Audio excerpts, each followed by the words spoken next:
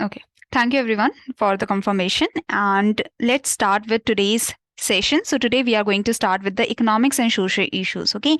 So how many of you have already done some of the chapters in phase one?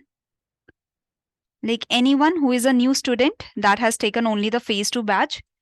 Anyone who is a new student in the batch? Or all of you are old students?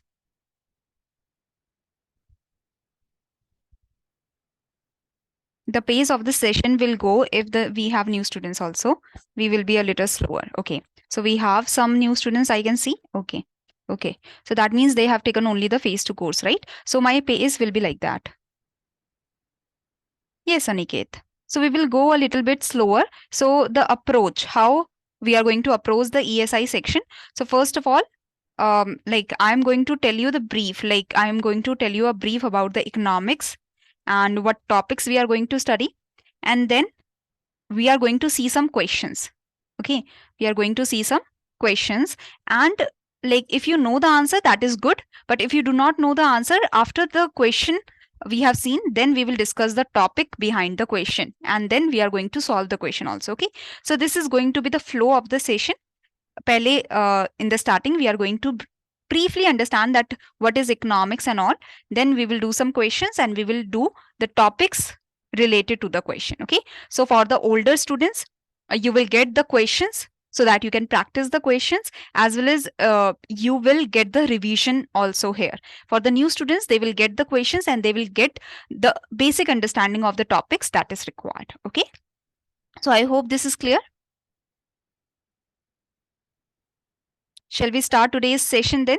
So today we are going to start with the growth and development. So today we are going to start with the growth and development, and we are going to do the poverty, elevation and unemployment. Okay, chapter also. So we are going to do two chapters today. One is growth and development and the other one is poverty and unemployment. Okay, so we are going to start with growth and development. Are we ready? Are you all ready? I want you to answer. I want the continuous interaction so that I do not feel that you people are sleeping while I am teaching. Ready? Okay, nice. So let's start with the basic understanding of economics first, because see, we are studying the economics and social issues. So you should at least have the understanding कि economics hota kya hai, what is economics, right? So first of all, see here, the people have scarce resources or the people have limited resources. The people have limited resources and the people have unlimited wants. So this is what economics deals with. Like history. History teaches us about the past events. The biology teaches us about the human body, about the plant body, about the animal body and such. Similarly, economics, it deals with and it studies. In economics, we study the choices that the people have to make as they have unlimited wants. We all have unlimited wants. We want jewelry, we want bike, we want car, we want house, we want different things. We want good clothes, luxurious bags. So we have unlimited wants and our resources are limited. We have limited income, we have limited land, we have limited coal. So the resources are limited. With the unlimited wants, the resources are limited. So we have to make the choices, and these choices are studied under the economics. So economics, it refers to the study of choices or decisions that the producers have to make, that the consumers have to make, that the government has to make. Government has a limited land. On that land, should the government make a hospital or school or some infrastructure, some park, what the government should be making on that particular land piece. So the choices or decisions have to be made by the producers. What to produce, how much to produce, how to produce, what technology to use, what machinery to use. Okay. So individual businesses and the governments, they have to make the choices to allocate the limited resources that they have for the production, consumption or distribution of the goods and services. So this is what economics is all about, and we will be studying the macroeconomic part. Okay, so macroeconomics, the chapters that you have, that is growth and development, poverty, unemployment, inflation, all of these chapters are part of macroeconomics. Macro means a big picture. where we are trying to see that what is happening in the whole of the country. We are trying to see the total output of that is produced in the country, or that is produced by the people of the country, the total income that is generated in the country, the inflation in the country, the unemployment in the country. So we are trying to see the big picture, the picture of the whole of the country, or we can say economy. In economics, country is economy. So we are studying the overall economy, we are studying the overall country and the situation of the country, the production, the consumption, the inflation, unemployment, poverty in the country. Okay, economy wide phenomena. So we are studying the whole country wide phenomena in macroeconomics. So all the chapters that you are studying in the economics and social issues in the economics part, so these chapters come under macroeconomics. So I hope you have the brief idea that what is economics. Economics is all about the study of the choices or decisions that is made by the individuals, businesses, governments to allocate the limited resources for the production, distribution and consumption, so that they can achieve or they can reach near to their unlimited wants. And all these chapters that we are going to study it under macroeconomics. And John Maynard Keynes, he is known as the father of modern macroeconomics. He is known as the father of modern macroeconomics. Okay, till here, anyone has any confusion?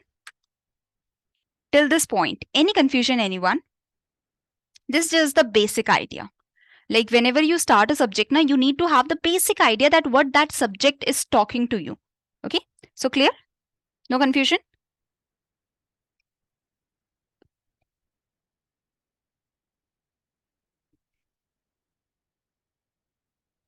No questions.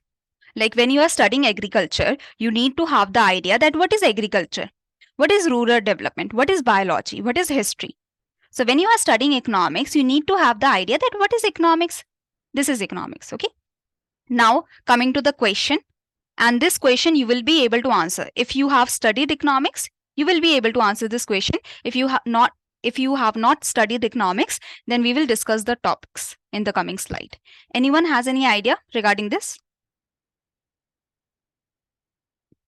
Some of the people must have the idea, but we are not going to discuss the answer right now.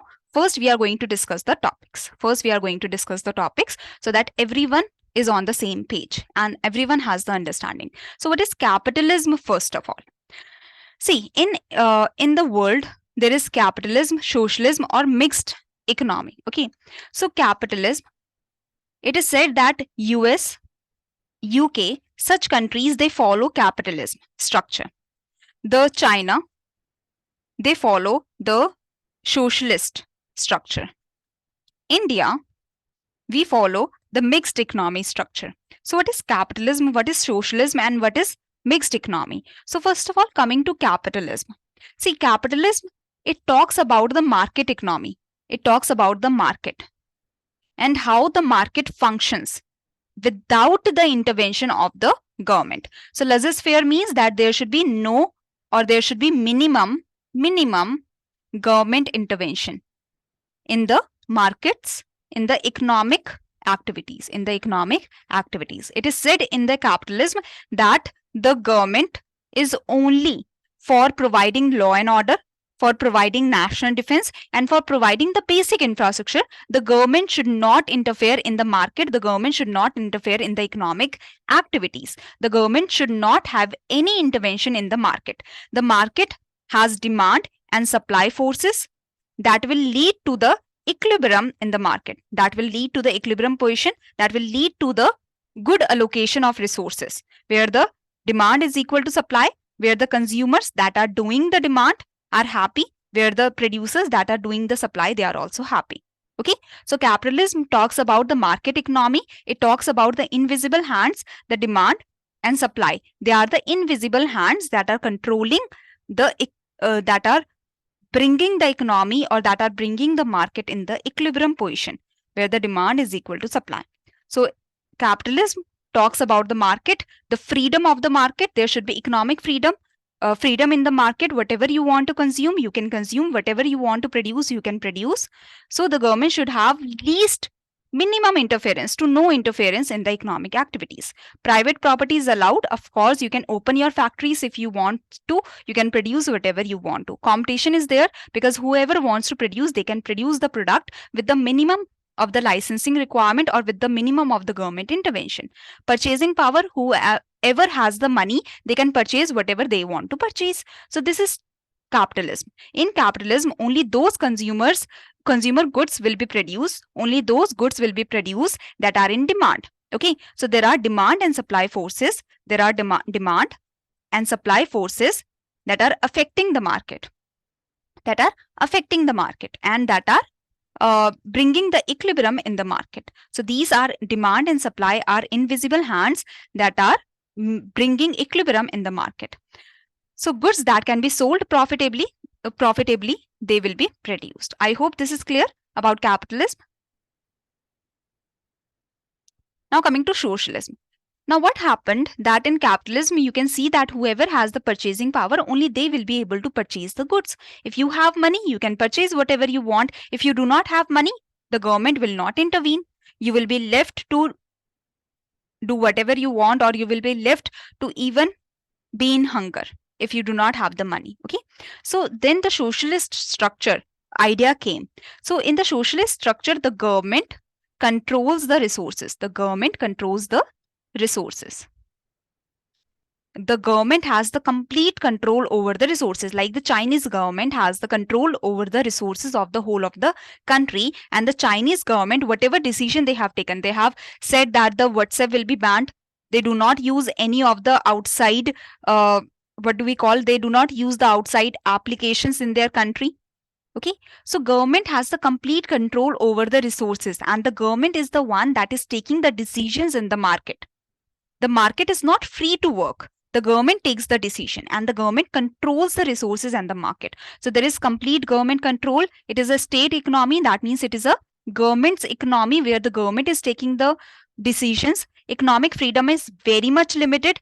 The government will decide that what will be produced and what will be consumed on the basis of the distribution based on needs. So government decides that what should be produced, what should be consumed on the basis of the need of the community. Okay, so public ownership of property is there. That means government ownership of property is there. Every resource is owned by the government. There is no private property. Competition is also restricted because the government decides that who will produce, how much will be produced, and what will be produced. Egalitarian. Now, why the government is controlling the resources? So there are less inequalities. So there are less inequalities in the economy, and the government can provide the people the materials that they need, the clothing, the house. It will be a public house, not a private structure. So the government can provide the clothing, shelter, we can say, and the food. So the people should be getting the basic necessities of their life, and that's why socialist structure promotes egalitarian society, equalitarian society with the minimum of the inequalities. So in a socialist society, see, it was Karl Marx and there were the economists of that time that saw that in the capitalist structure what was happening, that everyone wants to make profits, and the rich were getting richer, the poor were getting poorer. As the government cannot intervene in the market, so they said that the government should control the resources, and the government should divide the resources in such a manner that all the people are getting the basic necessities of their life at least. Okay, so in a socialist society, the government decides what good to be produced, how much to be produced on the basis of the need of the society, need of the people, so that there are equalitarian society. All the people are living in an equal circumstance. Of course, there can be, like, this was the ideal situation that was constructed. Okay, former USSR, yes, former USSR, even the China of this time, it also follows the socialist pattern. Okay, now coming to mixed economy. So India follows a mixed economy. We are not a complete capitalist society because we have public distribution system, we have ration shops, we give many of the subsidies to our people. Okay, so India is not a complete capitalist economy, but we are not also a complete socialist economy. So we have the blend of elements. We have capitalist plus socialist economy. We let the market economy work. There are private entities such as Reliance Industries, Tata Industries is there. So market economy, the market is functioning and the demand and supply forces are deciding the price of the cars. Let's say this is demand for car, this is supply for car, and this is the price of car that is being determined on the basis of demand and supply of the car and the production. The demand and supply of car is being determined. The quantity that will be demanded or the quantity that will be supplied is also being determined by the demand and supply forces. So the market economy is working on the basis of demand and supply forces. Demand and supply, they are interacting with each other, and where the demand is equal to supply, there the price and the quantity is being decided.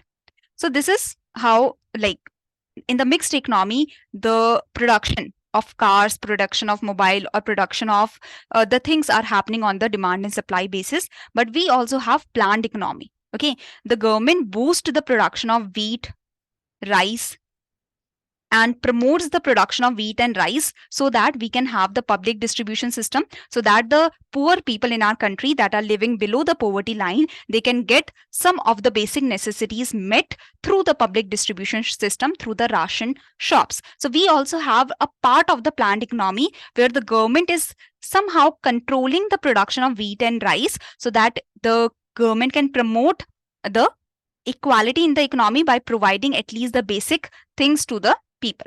As well as government has various schemes also, where the government is providing the money for making your houses on your land, or where the government is providing you the LPG cylinders at cheaper prices.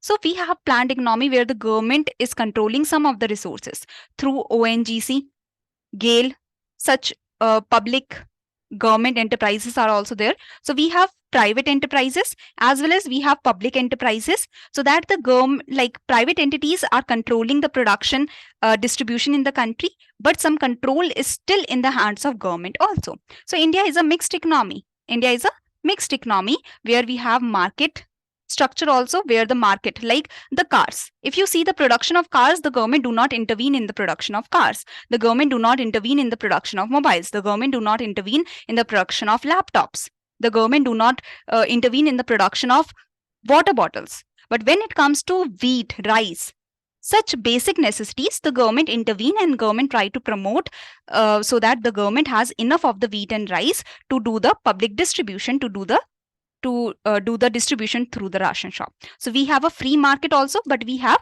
state intervention or government intervention also.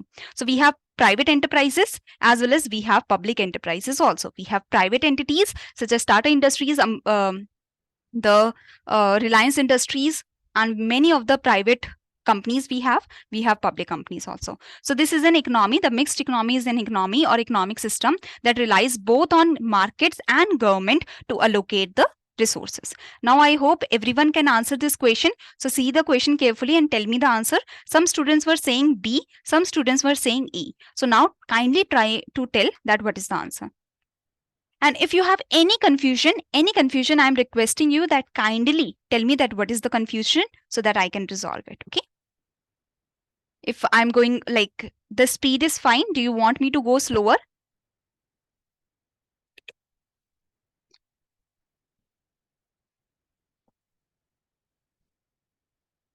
Everyone is saying B. Fine. Okay. See, Gotham, as per the pure capitalist structure, there should be minimum government intervention in the economic activities as per the capitalist structure. Okay. So in a capitalist economy, the government plays prominent role in economic activities? No. In the capitalist economy, the government should have laissez-faire. There should be laissez-faire. That means there should be minimum intervention, not prominent. There, prominent means too much. Prominent means very important. No. In the capitalist economy, the government should have the minimum intervention in the economic activities. Okay. Socialist, so this is wrong. In a socialist economy, all decisions regarding the production of goods are taken by government. Absolutely correct. India is not purely socialist or capitalist. Rather, we are a mixed economy. Correct. So second and third are correct statements. That's why B is the answer here. Okay. Now, try to think about it, because I know that many of you must have studied about primary sector, about the secondary sector, about the tertiary sector from our 9th, 10th, 11th, 12th. study these things now. So if you are able to tell, kindly try to answer. If you are not able to tell, do not worry. We will discuss that what is primary sector, secondary sector, tertiary sector. Okay. So basically, if you do you know that what is NSO? Anyone has any idea what is NSO? National Statistical Office. This comes under the Ministry of,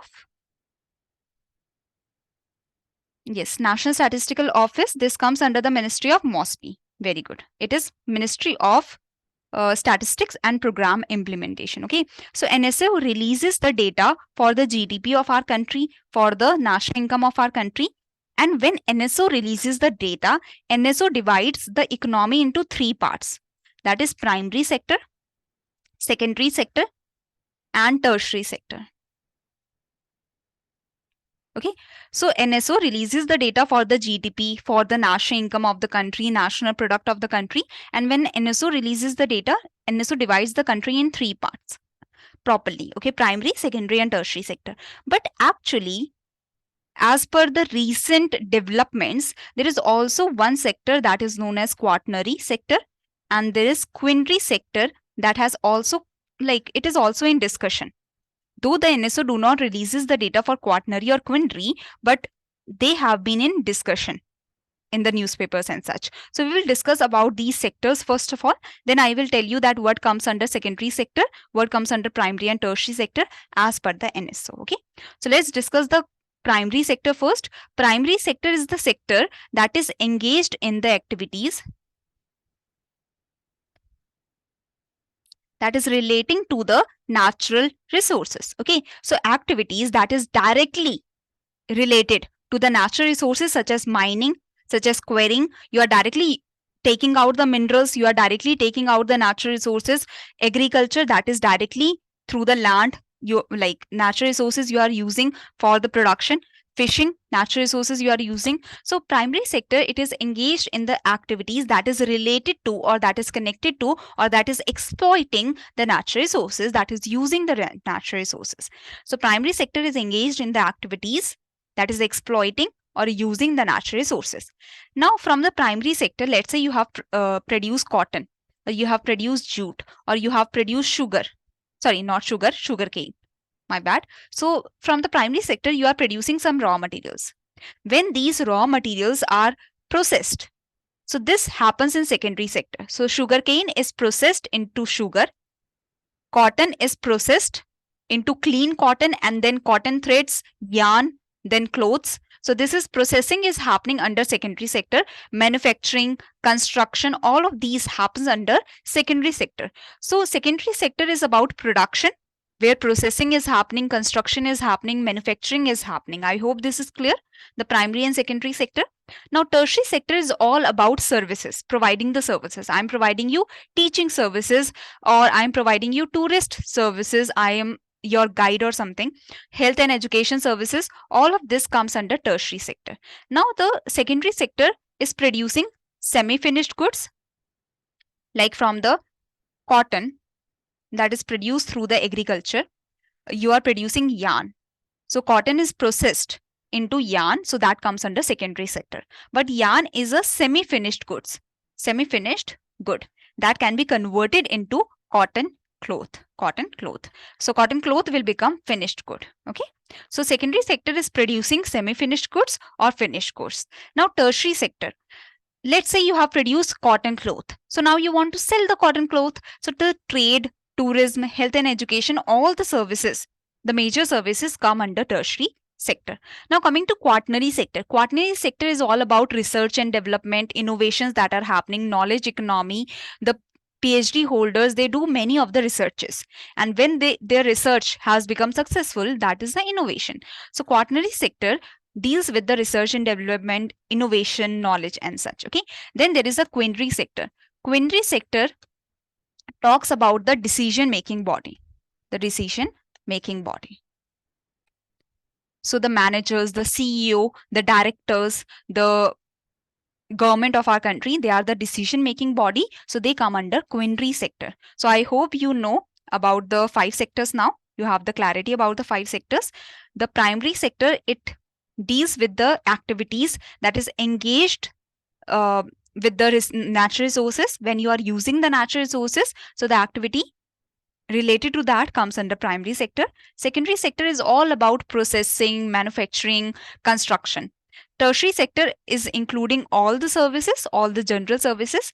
Quaternary sector and quinary sector. So quaternary sector is talking about innovations. Quinary sector is talking about decisions that are being taken, okay, and the people that are taking the decisions. So now in the NSO, as per the National Statistical Office, that is under the Ministry of Program Implementation, Government of India. So NSO releases the data for the GDP, for the national income, domestic income, and such. So they divide the sector into three basic parts. They divide the country or the economy in the three basic parts, that is primary sector, secondary sector, tertiary sector. Primary sector involves agriculture, livestock, forestry, fishing, mining, quarrying.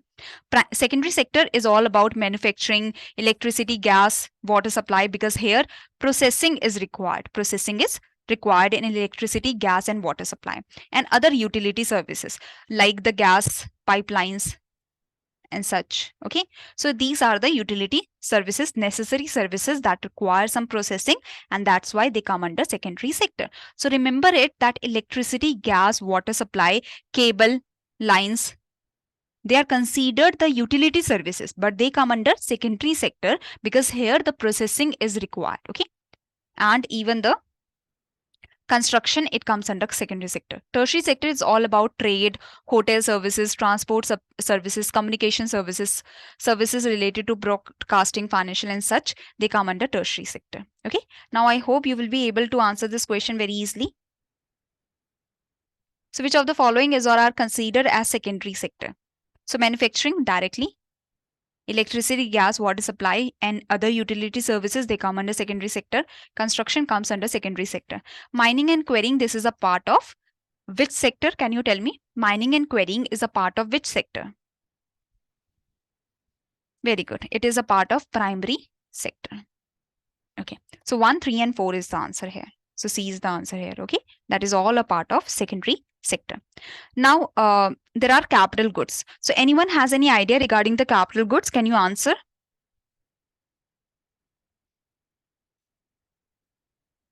So there are different kind of goods. There are consumer goods, there are producer goods, there are private goods and public goods, and there are capital goods and intermediate goods. So we are going to understand about the goods. So let's first understand about the goods and then we will come back to this question. Okay. So first of all, consumer goods that are consumed by the consumer. So I have bought this water bottle for my own consumption. Okay. So this is a consumer good. So they directly satisfy the consumers. So let's say that a household has bought butter or fruits, vegetables. Okay. So these directly satisfy the consumers and they are used for consumption purposes. Producer goods, they are used for the production of the product. Okay. Of some product. So producer goods are like sugarcane. So sugarcane can be used in the production process. So producer goods are the goods that are used in the production process to produce another good. So producer goods are such goods that are used in the production process to produce another good. So sugarcane is used in the production process to produce sugar. Okay. There is machines that are used in the production process to produce the products. So sugarcane, machines, they all are the producer goods because they are used in the production process to produce the good. Okay. So producer goods are of two types. One is the intermediate goods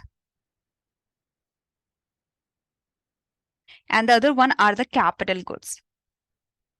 Yes, capital goods are the physical assets. They are the physical assets or they are the machinery, tools, equipments that are used in the production process to produce some output. Okay. So capital goods, they are physical assets. They are the machinery, tools, equipments that are used in the production process to produce the output. While the intermediate goods, they are used to produce another good and they are used in the production process and they are transformed in the production process like sugarcane. it is transformed in the production process. Sugarcane is used and it is transformed into sugar. Let's say cotton. It is used in production process, but cotton transforms into yarn, or the cotton transforms into cotton cloth. So I hope you understand the difference between intermediate goods and capital goods. The intermediate goods, they get transformed into the production process. So producer goods are of two type. The producer goods, they are of two types, okay? That is capital goods and your intermediate goods. Intermediate goods, they are the raw materials or semi-finished goods that transform and they change their shape, they change their structure, like the sugar cane converts into sugar, so they transform or they convert in the production process. While the capital goods are the machinery, tools, equipments. It's not like that you are producing the sugar so the machinery will convert into sugar. That cannot happen. So capital goods, they do not get transformed into the production process. They do not get transformed into the production process. So these are the capital goods: machinery, tools, equipments, and such. Now, capital goods, remember this, that the consumer goods as well as the capital goods, they both are known as finished. They are both known as finished goods or final goods. Okay, they both are known as finished goods or final goods, because capital goods and the consumer goods, they both do not transform into the production process. Clear? Getting the idea?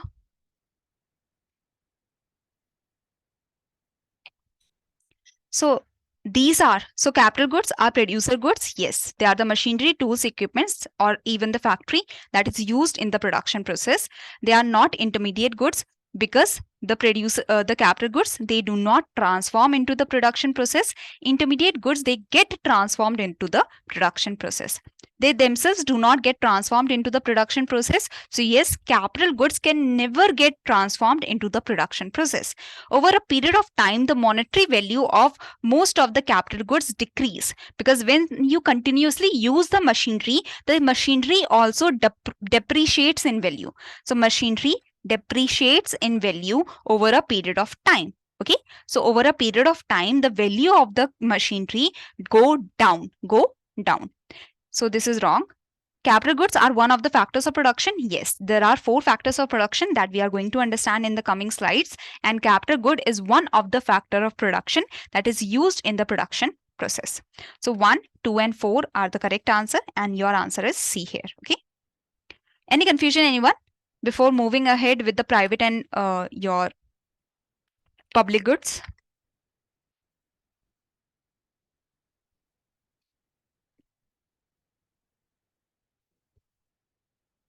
Okay.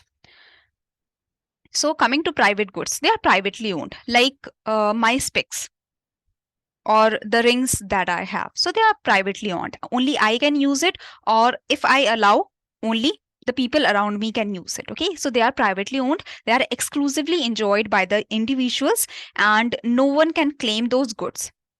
Now, public goods, they are owned and enjoyed by the society. They are made by the government for the public, for the whole of the community. Okay, they are non-rivalrous.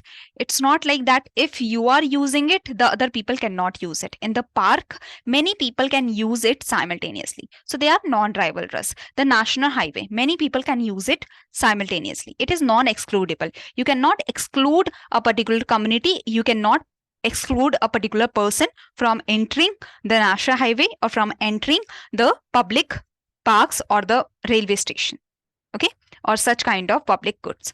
So public goods are owned and enjoyed by the society. They are non-rivalrous. That means multiple people simultaneously can use the product, and they are non-excludable. That means you cannot exclude a particular person from that product. So private goods are privately owned. Public goods are for the whole of the community. So we have discussed this question, and the answer was C here. I hope this is clear. Now coming to factors of production. So anyone can tell me that how many factors of production do we have? So factors of production simply, yes, very good. Factors of production simply, they are the inputs that are used to produce the output. that are used to produce the output. So factors of production are factor inputs that are used to produce the output. Okay. So factors of production are factor inputs that are used to produce the output. So factor inputs are land, labor, capital, and entrepreneur. So these are four factor inputs. We require land for production. We require land means natural resources. So we require some natural resource for production. We require labor for production. We require capital, that is machinery, tools, equipment for production. We require entrepreneur also. Okay. So we require these factor inputs for the production of output. So let's understand the factors of production one by one. Land. Land is your natural resources that is available for production. So we require land as an input to produce the output. We require labor. Without the labor, I do not think that we are at any level that we can produce anything without any labor. We require the labor for education services, for producing anything. We require the labor. Okay. We require the capital. Now, capital can be machinery, tools, equipments, factory. They are all the capital. As well as capital is also the money that is used in the production process to buy the machinery, tools, equipment, or factory. So let's say that I am paying some money, I am giving some money to buy this specs for myself. So this money that I have used to buy this for myself, is it capital? If I am giving the money to get something for myself, so is that money capital? Why no, Pallavi? Anyone else?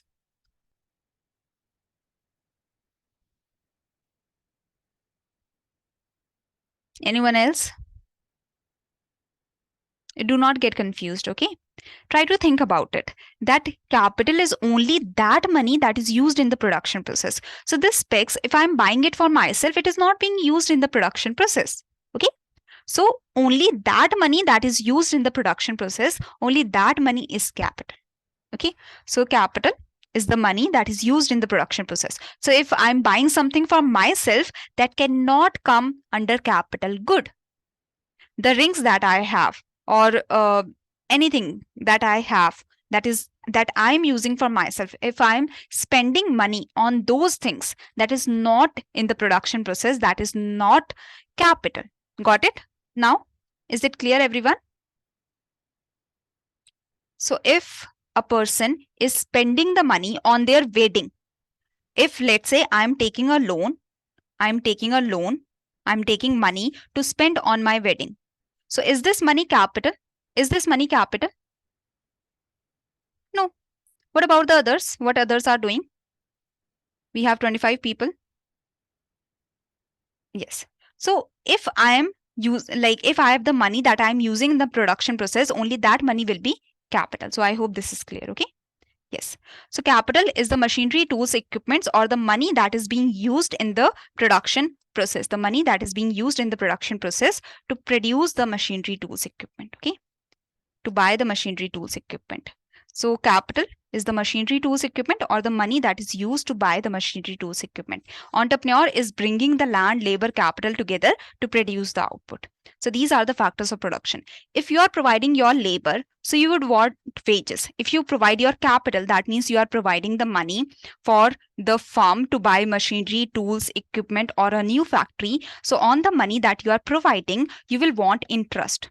If you are providing your entrepreneurship, you will want profits. If you provide your land or natural resources, you will want rent on that. So it is said in economics, it is said that the households, they own the labor, land, capital, and entrepreneurship.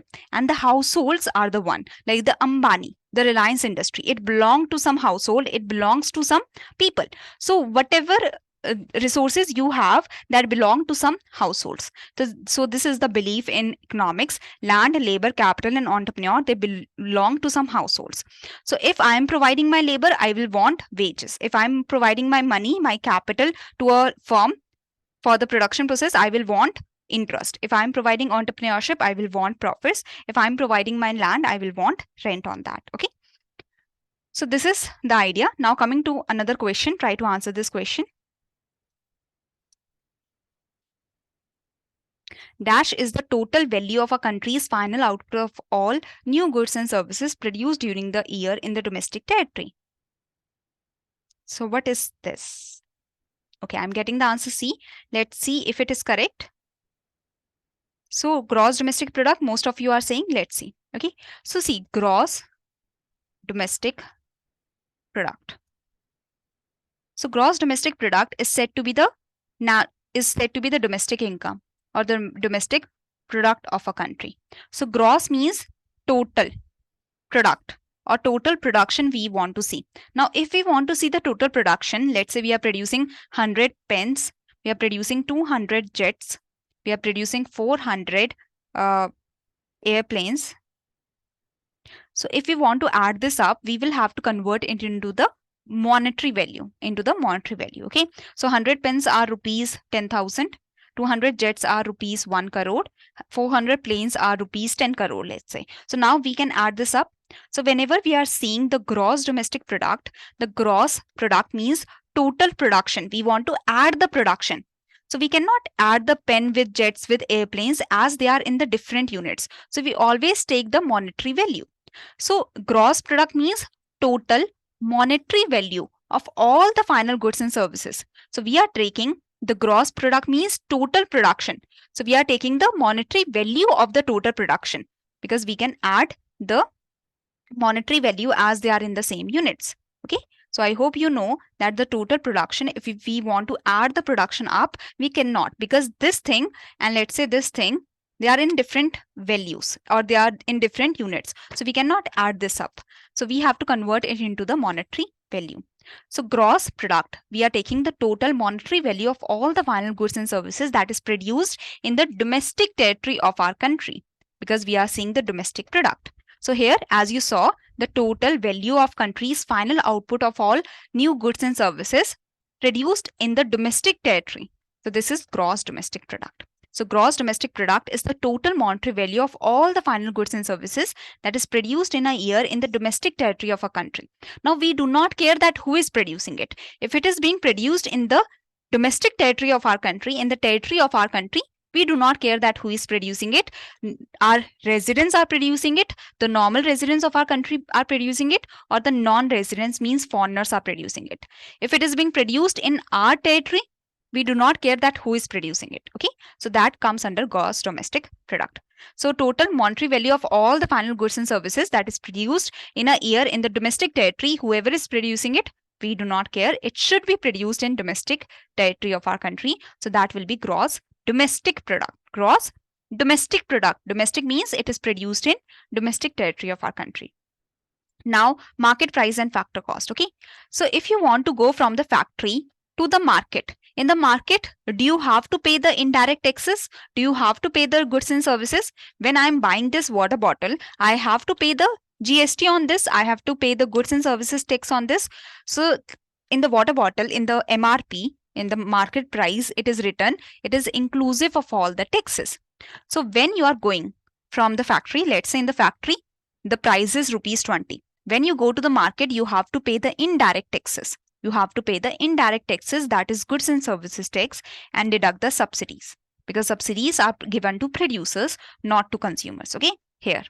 So this is the idea that if you're going from the factory to market, you have to pay the indirect taxes, let's say they are 10, and you have to deduct the production subsidies, that is this.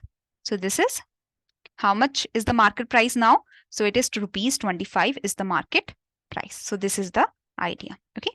Now let's say that you are going from market to factory. You are going from the market price to factor cost. That means you are going from the market to factory.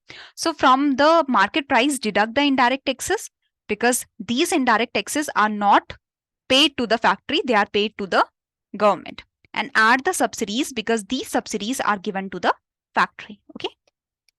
So simply you have to remember the formula in the factor cost. If you are going from the factor cost to market price, add the net indirect taxes. Net indirect taxes are indirect taxes minus subsidies. If you are going from market price to factor cost, deduct the net indirect taxes. That means deduct the indirect taxes, add the subsidies. So these are the two formulas that you have to remember. Any confusion in this? Any confusion here? From the factory to market, add the indirect taxes, deduct the subsidies. From the market to factory, deduct the indirect taxes, add the subsidies. Okay. So if the GDP at MP, at the market price. So we are calculating the GDP. Yes, subsidies are given to the factory. Okay. They are the production subsidies or the producer subsidies. Okay. So GDP at MP is equal to GDP at FC. So now the GDP is same. The difference is market price and factor cost. So if market price is greater than the factor cost, that means this is the formula. Sorry, minus.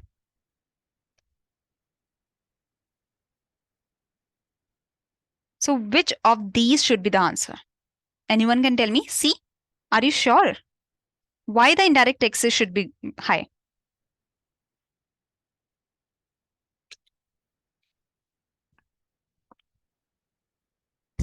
Sure, everyone, of their answers?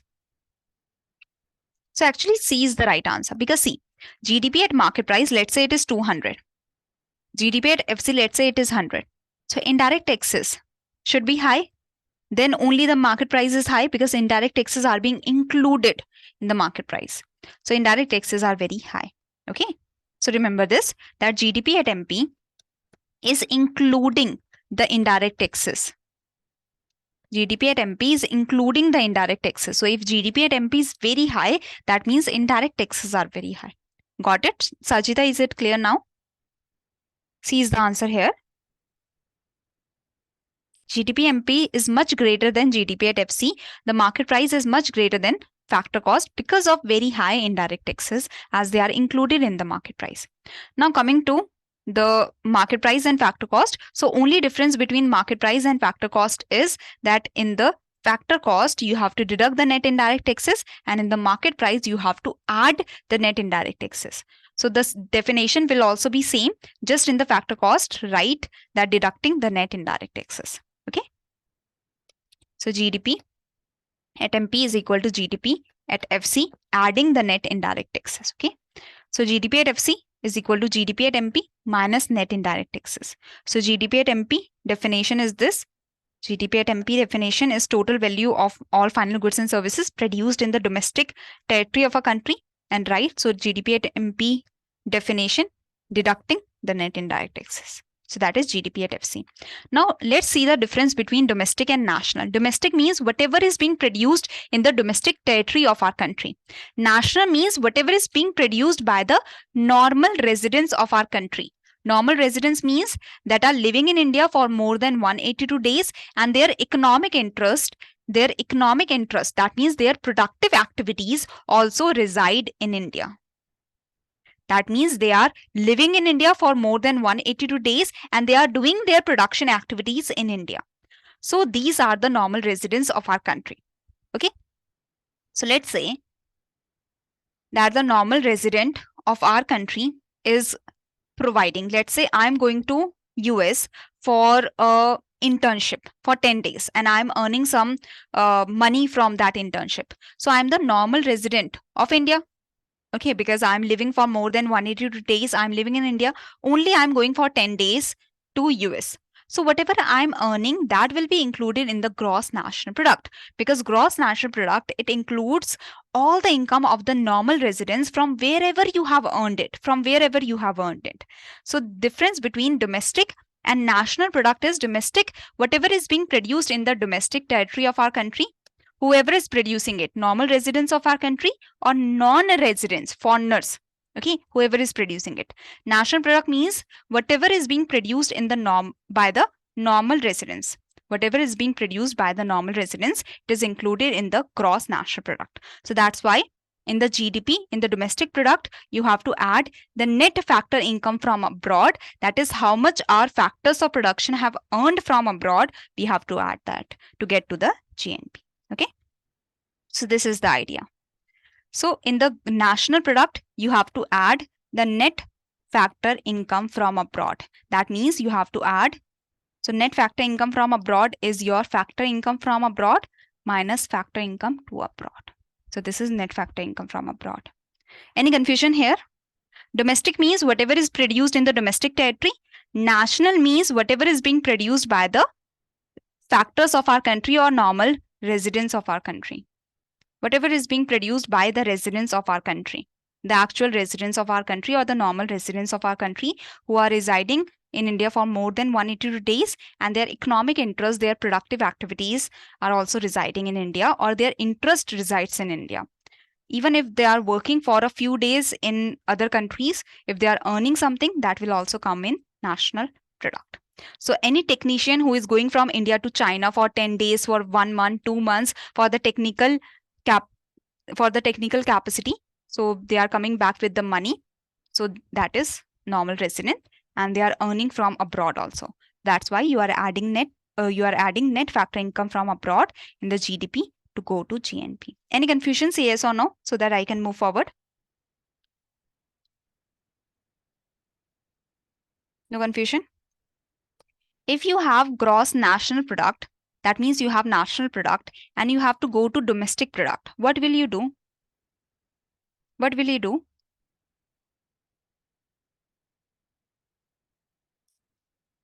If you are going from the domestic product, you have to add the net factor income from abroad to get to the national product.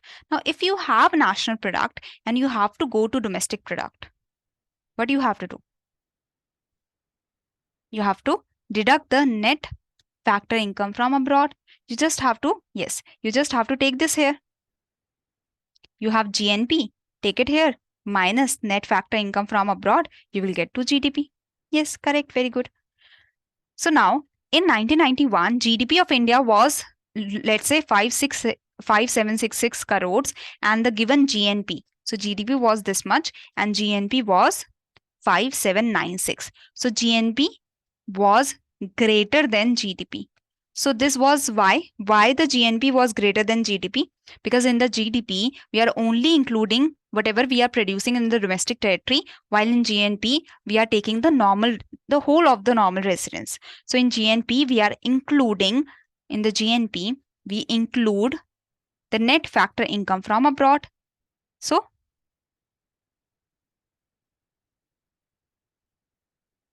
A is correct. Positive net factor income from abroad is added to GDP to get GNP. We are adding, remember this very clearly, that in the GDP, we add the net factor income from abroad to get to GNP. So GDP is 5766. We add net factor income from abroad, that is 30, to get GNP. So GNP is greater than the GDP because we have to add the net factor income from abroad. Okay, so A is the right answer here. Next is, so last concept that we have to discuss here is the NDP and GDP. So there is gross, there is net. Gross means total. Gross means total.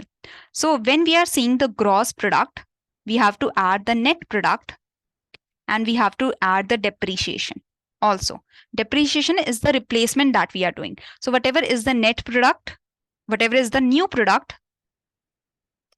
so gross product means the net product, that means the new product plus the depreciation. See, let's say the depreciation of the machinery is happening. Depreciation means that wear and tear of machinery is happening. Let's say this keyboard is here and this keyboard has depreciated. It has weared down. The keys are not working properly. So we have to replace this machine. We have to replace this keyboard. We have to replace the mouse and such. So depreciation, it means the wear and tear of machinery is happening and we have to replace that machinery. So let's say we are replacing the machine. So the replacement also is included in the gross product. So new products, let's say 10 new products, 10 new machines have been bought, plus 2 older machines have been replaced.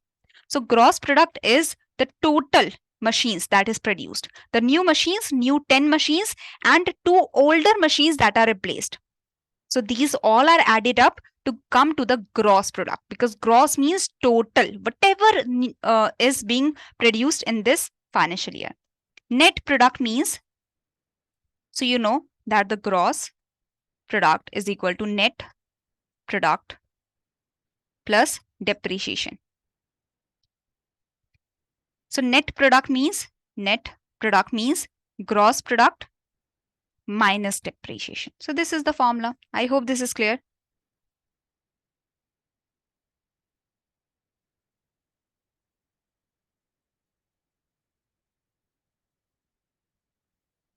Net product means new.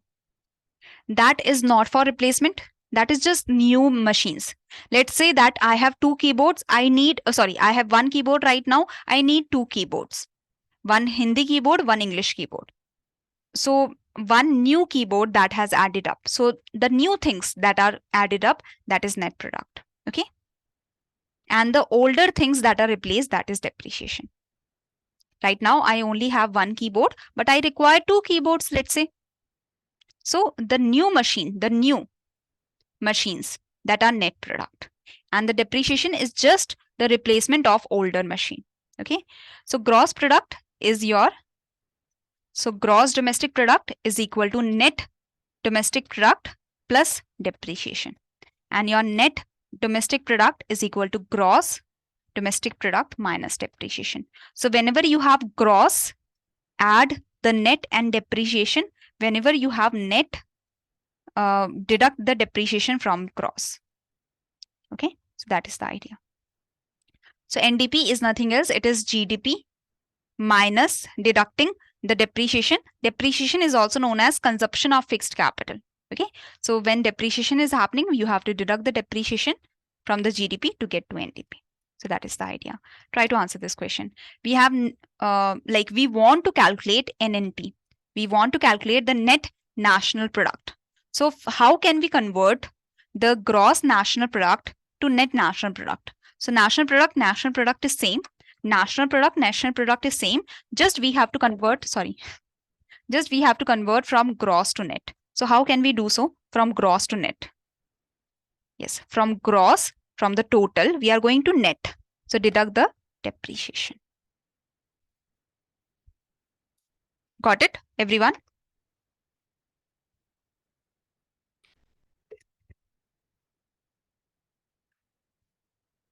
So these are the formulas. Even if you do not remember anything else, if you remember these formulas, that is fine.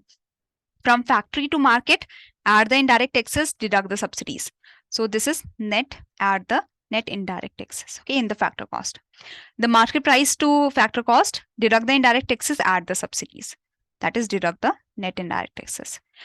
Domestic to national, from the domestic to national, add the net factor income from abroad. Net factor income from abroad is your factor income from abroad minus factor income to abroad, okay? From national to domestic, deduct the net factor income from abroad. From net to gross, add depreciation. Gross to net, deduct depreciation.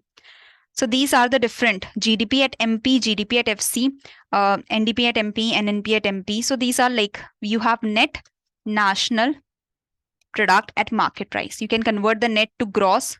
You can convert the national to domestic. You can convert the market price to factor cost. So if you see the conversion, like there is gross national product at market price, there is gross national product at factor cost. So there are 8 aggregates in total, 8 concepts in total, okay? In our country, we take the national income. We consider that NNP at FC is the national income or the national product. So we calculate the national product in our country through the NNP at FC, and we calculate the domestic product in our country. The domestic product in our country is calculated through GDP at MP. So in our country, in different countries, there are different measures. In our country, domestic product is calculated through GDP at MP, and national product or national income is calculated through NNP at FC. Okay, and the conversion between these can be done by the market price, factor cost, national, domestic, gross, net. That is the conversion that we have seen. Okay.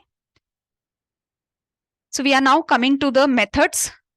Okay, we are coming to the second part of the chapter. So till now, any confusion anyone has, I'm giving you 1 minute to ask your queries if you have any.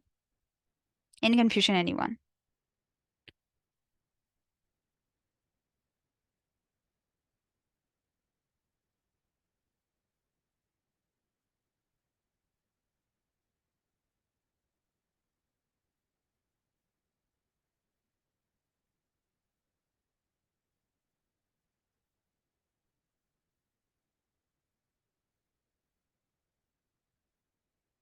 Okay.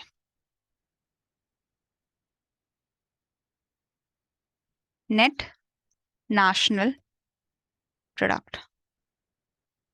The net national product at factor cost, this we consider the national income in our country. Okay. What should I repeat here?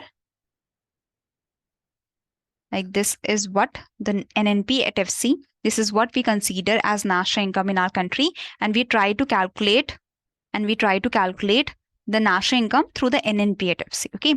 GDP, the gross domestic product at market price, this we consider as the domestic income or domestic product in our country. Okay.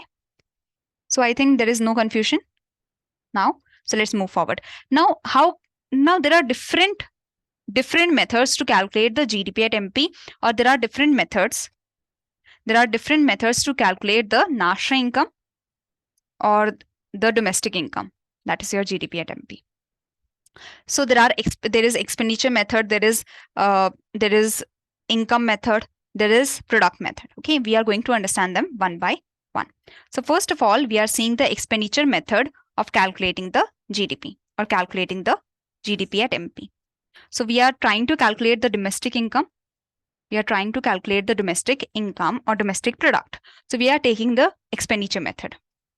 So now we are starting with the calculation that what are the methods, how can we calculate the domestic income? How can we calculate the domestic income? So there are three methods of calculating the domestic income, that is your GDP at MP. First of all, expenditure method, that how much we are spending. So the households, they are doing the consumption expenditure. The households like you and me, every day we are buying fruits, vegetables, butter, bread, cylinder. Every other day we have to, like every few days or months, we have to buy the cylinders, sweater, clothes, footwear. So we are doing the consumption expenditure. The farms as well as the households, we are also doing the investment expenditure.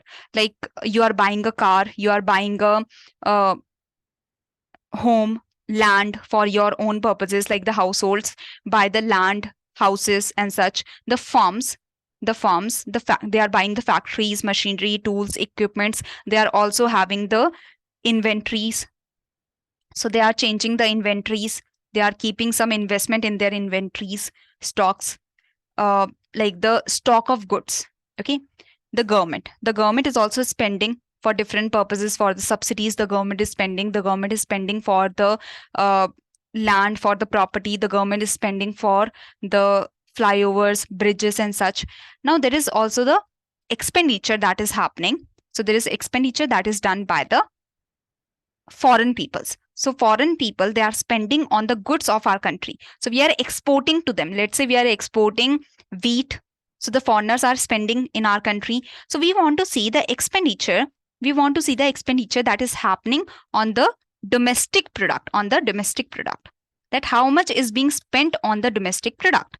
So there is consumption expenditure that is happening on the domestic product. For buying the domestic product, we are spending. For buying the land in our country, for buying the domestic product of our country, we are doing the investment expenditure. Or for domestic product, the government is also spending. There is export that is happening. We are selling our domestic product to other countries. So they are also spending for the domestic product of our country. Now we have to deduct the imports, because imported good is a domestic product of our country. Can you tell me that? What do you think? That if we are importing something, so that is domestic product? The imported product, is it domestic product? No. Imported product, iPhones, are they domestic product? Samsung, Toyota cars, are they domestic product? No, they are imported products. So if we are spending on those imported products, is that domestic product? No. So we have to deduct the imports. Got it? So we are adding the household consumption expenditure that is happening for the domestic product, the investment expenditure that is happening on the domestic product, the expenditure that is done by government on the domestic product, the export. We are exporting the domestic product, so the foreigners are spending in our country. So that is also expenditure on the domestic product, and we have to deduct the imports. So all the final goods that are being produced in the domestic territory of our country. So the total expenditure that is incurred on this domestic product, that is added up. So the consumption expenditure, investment expenditure, government expenditure, net exports. Net exports means export minus imports. So this is all added up to come to the GDP. Whenever we write GDP, we always mean GDP at MP. Okay. So through the expenditure method, we are calculating the GDP at MP. Now coming to income method. Through the income method, we are able to calculate the NDP at FC. We are able to calculate the NDP at FC. We can easily convert the NDP at FC to GDP at MP. So first of all, through the formula, let's calculate the NDP at FC. Income method. Now, how are we earning in the country? Can anyone tell me that how you are earning in the country? Either you are earning wages, either you are having wages. That is also known as compensation of employees. You are getting the compensation employees.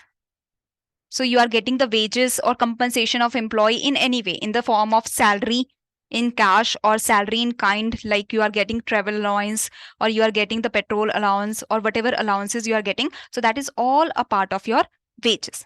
You're getting profits. Maybe you are an entrepreneur or your father, your parents are the entrepreneurs, so they are getting profits. Or let's say you have too much money. You have too much money and you are lending the money to the firms on which you are earning the interest. So you are lending the money to the firms for the production process. So you are earning the interest. Or you have land, you are giving your property or land on rent. So you are earning the rent. So these are the income method. That means whatever in the domestic territory, whatever services you are providing, for that you are earning something. Wages, profits, interest or rent. Okay. So this all add up to NDP at FC. Manoj, I will take the extra queries at the end of the session as this is not related to the topic. So I will take your query at the end.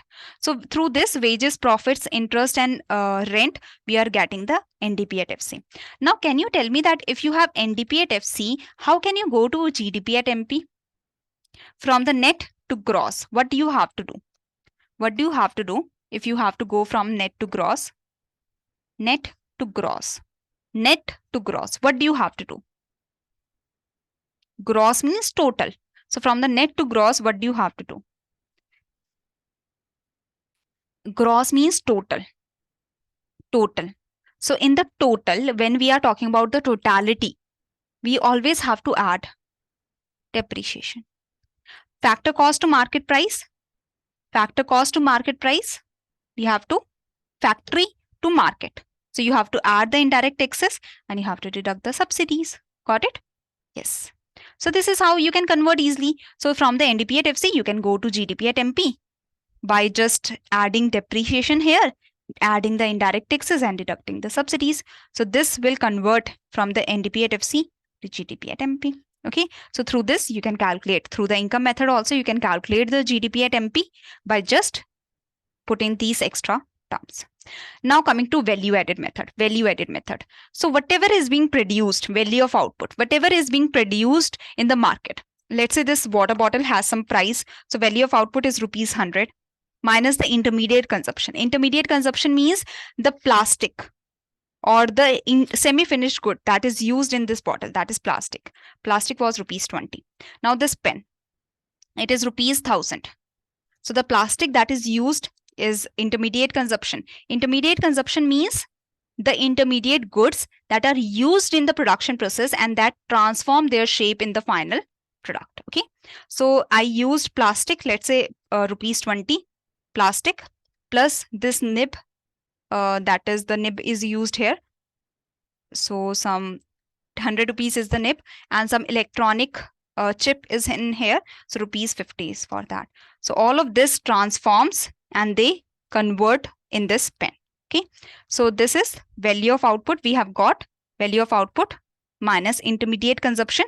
So you have to add all the value of output, whatever is the value of output in the market minus the intermediate consumption. So that is giving you GVA at MP. GVA at MP is the gross value added and market price. That is nothing else. This is the GDP at MP. We write GVA because we are taking the product or value added method. So we want to see the total gross value added at the market price. So here you have to take the value of output minus intermediate consumption. Any confusion here? In the value added method? So value added method, in the value added method, you are calculating the gross value added at market price, where you are taking the value of output minus intermediate consumption. So you are actually adding up all the value of output minus intermediate consumption. No confusion? Okay.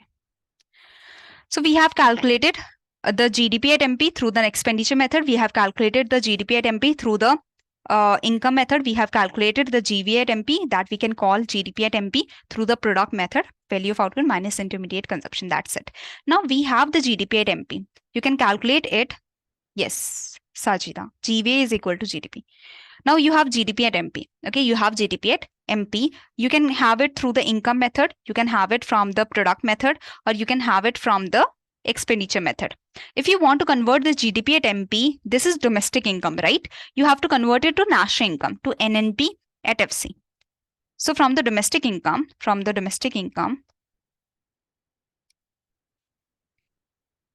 you have to go to national income. From the GDP at MP, you have to go to NNP at FC. Can you do so? From the gross to net, from the total to net, what do you have to do? Just tell me very fast. From the gross to net, what do you have to do? Gross to net, you have to deduct the depreciation. Yes. From domestic to national, what do you have to do? From domestic to national, add the net factor income from abroad. From domestic territory to national, add the net factor income from abroad. From market price to factor cost, from the market to factory. Yes, from the market to factory, deduct the indirect taxes and add the subsidies, that is deduct the net indirect taxes. Okay, so this is how you can calculate the national income through all these methods, also just by converting GDP at MP into NNP at FC. Okay, so these are the three methods that are used for the calculation. Do you want a 2-3 minute break so that you can assimilate all the information and then we can continue? So right now it is 12:13. So let's meet at 12:16. Let's take a 3-minute break. So try to think about all the conversion. This is the conversion that you need to know, as well as the three methods. So just take a 3-minute break, just relax and revise, and we will continue after this. Just 3 minutes, okay?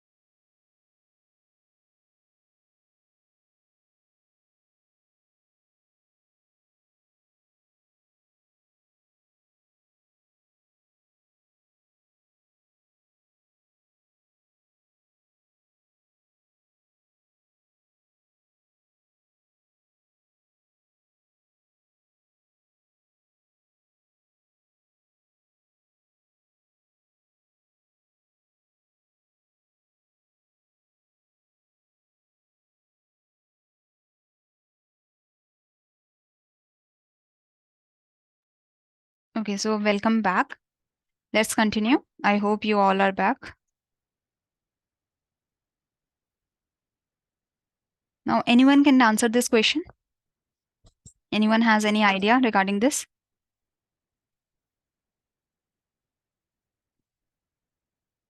Okay. So see, which of the following term denotes the average income earned by a person in India? So average income per person or per capita income or per head income. This is like it is denoted by per capita income. Okay, average income per person is what? How we are calculating the per capita income? How we are calculating the per capita income, or how do we calculate the average income per person? Average income per person. So that is by taking the total income of the country dividing by the total population in the country. So total income is, let's say, 10,000 rupees divided by the total population of 100. So that will be rupees 100 per person on average. So this is per capita income, or this is the average income per person. This is the average income per person. Okay. So average income per person or the per capita income is your national income divided by the total population, or we can see total income divided by the total population. This is your per capita income. Now coming to the factor cost, basic price and market price. So we have discussed about market price and factor cost. Now let's see the basic price. So you can convert from the factor cost to basic price. So in the factor cost, you have to add the production taxes, and you have to deduct the production subsidies. See, production taxes, you just, let's say you are a doctor. So you have to pay a professional fees, or you are just starting a new business and you have to pay the registration fees. Let's say you want to get into food industry. So just because you want to get involved in the food industry, doesn't matter you are producing, you are not producing right now. Just because you want to start your food business, you have to take a license from FSSAI and you have to pay the fees for taking the license or for taking the registration, for taking the certification. Okay. Even if you have not started your business, before starting your business, you have to take such registration and you have to pay the registration fees. So the production taxes are such payments that you have to pay before, like without, it is independent of the volume of actual production. You are producing, you are not producing, how much you are producing, doesn't matter. So production taxes are such taxes like the stamp duty, registration fees, certification fees, or professional fees. That doesn't matter if you are producing, you are not producing, how much you are producing, doesn't matter. You have to pay this fees just because you want to get involved in a production of a particular commodity. Production subsidies, like the subsidies to the farmers, they get some Kisan Nidhi. Like every year they are going to get rupees 6,000. Doesn't matter they are producing 100 quintals, 50 quintals, 10 quintals, 2 quintals. Doesn't matter how much production the farmer is doing. Just because the individual is a farmer, just because that the person is getting the rupees 6,000. I hope this is clear. That production. So in the factor cost, you have to add the production taxes and deduct the production subsidies. Production taxes, they are independent of the volume of production. They do not depend upon how much is being produced. Just because you are getting engaged in a production of a particular good, you have to pay some stamp duties, registration fee, certification fee, or professional fees. Production subsidies, doesn't matter how much you are going to buy a particular good, or like how much you are producing or what. Just because you are a farmer, you are getting a subsidy. Just because you are just because you are in the railways, you are getting some subsidies. Just because you are a small and micro enterprise, you are getting some subsidies. So this is the idea of the production taxes and production subsidies, which are independent of the volume of actual production. They do not depend upon how much is being produced. So in the factor cost, add the production taxes and deduct the production subsidies to go to basic price. Now from the basic price, if you want to go to market price, so from the factor cost, add the production taxes, deduct the production subsidies to go to basic price. If you have the basic price, you can go to market price. In the basic price, you have to add the product tax. You have to add the product tax and deduct the product subsidies. Now product tax are different from production tax. Okay, production tax, they were independent of the volume of actual production. But product tax, they are dependent on the per unit of product. So if you are producing 100 units, you will pay tax on like, so goods and services tax. So they are paid by the consumers on all the product that is purchased by them. If I'm buying one water bottle, I will have to pay tax on this water bottle. If I'm buying two, if I'm buying 10, I will have to pay the tax on each of the unit. Okay. So goods and services tax, they are paid on each unit. Custom duty, they are like the import duties, they are to be paid on each and every unit that is being imported. Now, product subsidies such as food subsidies, petroleum subsidies, if you are buying 1 liter of petrol, if you are buying fertilizer subsidies, so farmers, they are buying fertilizer, on each bottle of fertilizer they are getting the subsidies. So they are paid or received. So product subsidies, product taxes minus product subsidies. So they are paid or received on each product per unit of product. Okay. So basic price plus the product tax minus the product subsidies is equal to market price.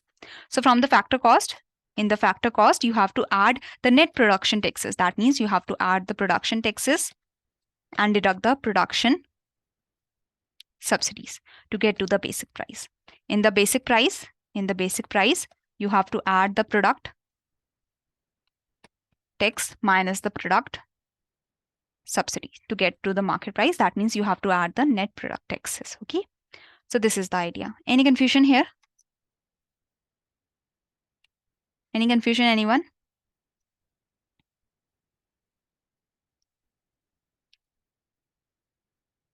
Okay. So see, in 2015, it was decided that we were calculating GVA at market price before. Okay. So it was decided in 2015. So we were calculating GVA at the market price through the product method. And then we were converting this GVA at MP to GVA at FC to see the actual production side. So we were using the GVA at FC to see the production side. It was decided in 2015 that instead of using GVA at FC, we will use GVA at basic price. So from the factor cost, in the factor cost, you have to add the net production taxes. That means you have to add the production taxes and deduct the production subsidies to get to the basic price. So GVA at basic price. So from the factor cost, you can convert to basic price, right? By adding the net production taxes. So it was said that in 2015, the GVA at FC will not be used for the production side. It will be GVA at basic price that will be used for the production of, for seeing the production side. So we now use GVA at basic price instead of factor cost. Okay. So simply you calculate GVA at MP through the product method. So converting this GVA at MP into GVA at FC. So GVA at MP is being calculated through the value added method, Then you have to convert this GVA at MP to GVA at FC before 2015. Before 2015, this was being followed, that MP to FC, deduct the indirect taxes, add the subsidies. So GVA at FC was being used to show the growth from the production side, from the product side, from the value added side. Now after 2015, it was decided. So after 2015, it was decided that you are calculating GVA at MP through the value added method, through the production method, convert it into the GVA at basic price. So basic price will be used to see the production side rather than factor cost. Is this clear? So this was the whole idea, that in the revision of national account statistics, it was decided that the sector-wise estimates or the GVA, the gross value added, will be seen at the basic prices rather than factor cost. So this is the idea. So before we were calculating the GVA at MP from the product method or from the value added method, and we were converting it into GVA at factor cost. But now it has been said that we will convert it into GVA at basic price. Okay. So now we are at the end of the session. We have to just discuss, not the end of the session, but the end of the chapter. So we just have to discuss 2-3 more things in this chapter. Then we can come to the new chapter, the next chapter. So till now, any confusion anyone has? Any confusion anyone? Say yes or no. So Sajida is saying that no confusion. What about the others? No, ma'am, clear. Pallavi, okay. What about the others? Shall I move forward? Try to answer this question.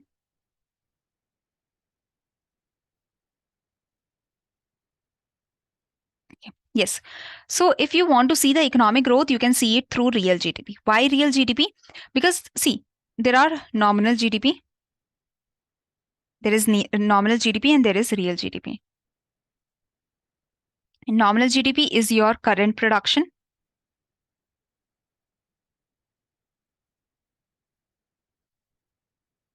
multiplied by current prices. Okay. So nominal GDP is your current production multiplied by current prices. Your real GDP is current production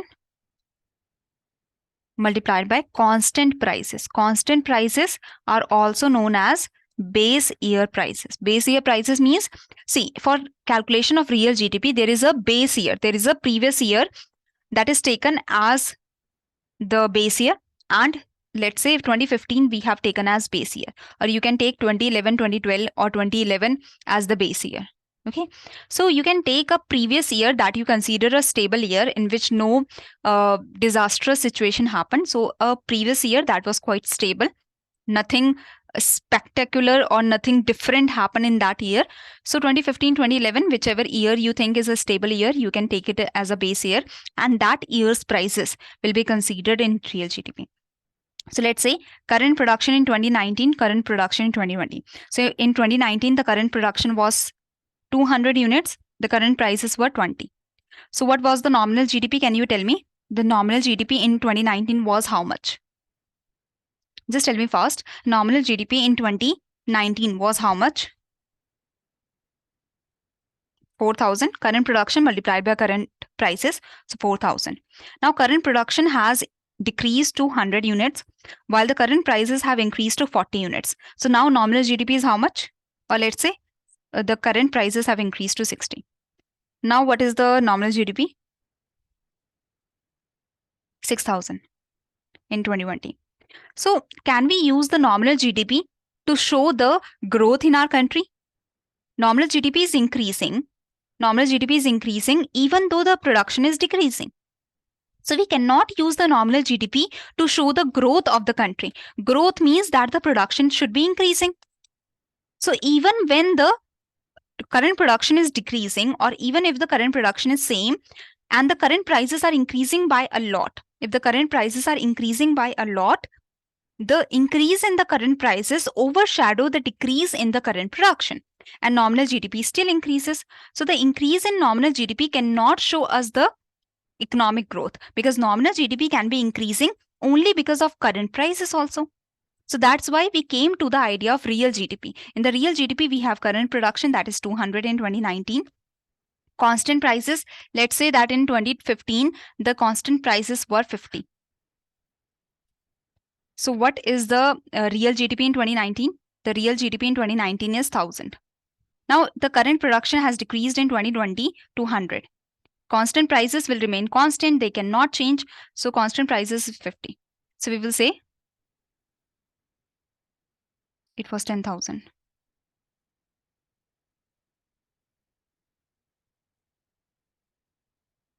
Okay.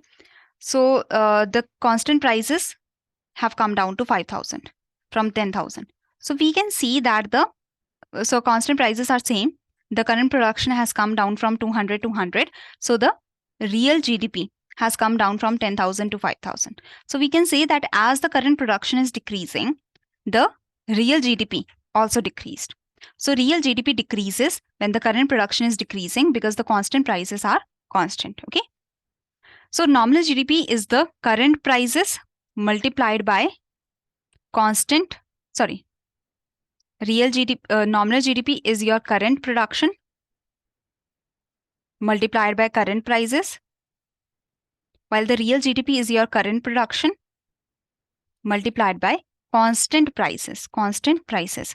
So nominal GDP can increase when the current prices are increasing by a lot, even if the current production is decreasing.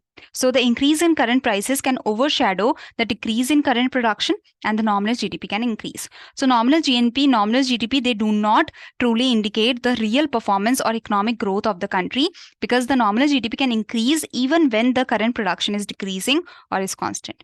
So that's why we came to the idea of real GDP, that current production at constant prices. Constant prices do not change, they remain constant. So when the current production is increasing, real GDP will increase. When the current production is decreasing, the real GDP will decrease. When the current production is constant, the real GDP will remain constant. So real GDP is the actual indicator of the real performance of the country. The real GDP is the actual indicator of the economic growth of the country. Is it clear? So nominal GDP, it cannot show the real picture of the country. It cannot show the real performance or economic growth of the country. The nominal GDP cannot show the real performance, the real growth of the country, the actual growth of the country. But real GDP, it can show the economic growth of the country.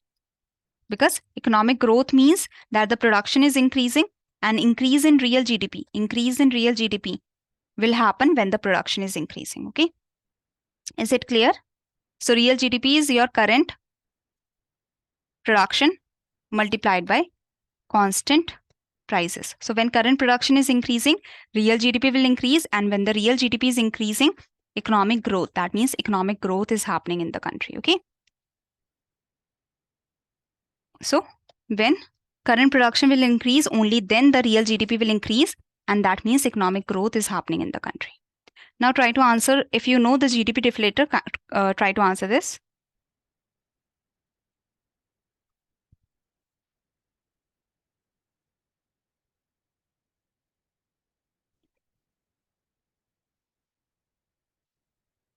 So GDP deflator, if you do not have any idea, let me tell you. GDP deflator is your nominal GDP divided by real GDP. Nominal GDP is your current production multiplied by current prices. Real GDP is your current production divided by multiplied by constant prices. So current production, as they are in the division, so current production will cut out. So the GDP deflator actually shows the difference between the constant prices and current prices. So in 2015, let's say that the constant prices were 50. The current prices in 2020 are 100. So that means the difference between the real GDP and nominal GDP is by twice. Okay. Or let's say that nominal GDP is 14,000. Nominal GDP is your current production multiplied by current prices divided by the real GDP, that is current production multiplied by constant prices. So current production is cut. The GDP deflator is showing the difference between the current prices and constant prices. So nominal GDP is 14,000, real GDP is 1,400. So there is the 10 times difference. So there is the difference between the current prices and constant prices by 10 times. That means the current prices have increased from the constant prices from the 2015. Let's say that is the base year. At that time, the prices were 50. Now in the current prices in 2020, the prices have increased by 10 times. Okay, so this is the idea that how much. So GDP deflator, it is the measure of inflation in the country, that from the constant prices, how much change has happened in the current prices. Okay. So I hope this is clear that GDP deflator, let's say it is 10. So it shows that the current prices have increased by 10 times. They have increased by 10 times as compared to constant prices. So it is a measure of inflation in a country. So GDP deflator is also known as implicit price deflator, as it is showing us the difference in the price of the current prices from the constant prices. Okay. So GDP deflator is the implicit price deflator. GDP deflator is the ratio of the nominal GDP to real GDP. It is showing us the nominal GDP, that is current prices multiplied by current production, divided by constant prices multiplied by the current production. Current production is cut out. So GDP deflator is actually showing us the implicit price deflator, the deflation, the difference between the prices, that is current prices and constant prices. So this is GDP deflator. Now there is extensive growth. So when your factor inputs are growing, let's say labor force growth has happened, the labor force has increased, the land maybe has increased, the capital has increased, or there is the resources, the land means natural resources have increased, or entrepreneurship has increased. Because of any of these factors, if they are increasing, the output can increase. So extensive growth in its pure form is based on quantitative increase in labor, capital, land, entrepreneurship and such, whereas intensive growth is derived from productivity. Maybe labor is same. Before also we had 10 labor, now also we have 10 labor, but their productivity has increased because of more skill set that is provided to them. So labor is same, but their productivity has increased, so they are producing higher output. So output can grow because of extensive growth, because of the growth in the factor inputs, or because of the increase in productivity. So if productivity is increasing, it is known as intensive growth. If labor force is increasing, if the factor of input is increasing, that is known as extensive growth. Any confusion till now? Anyone?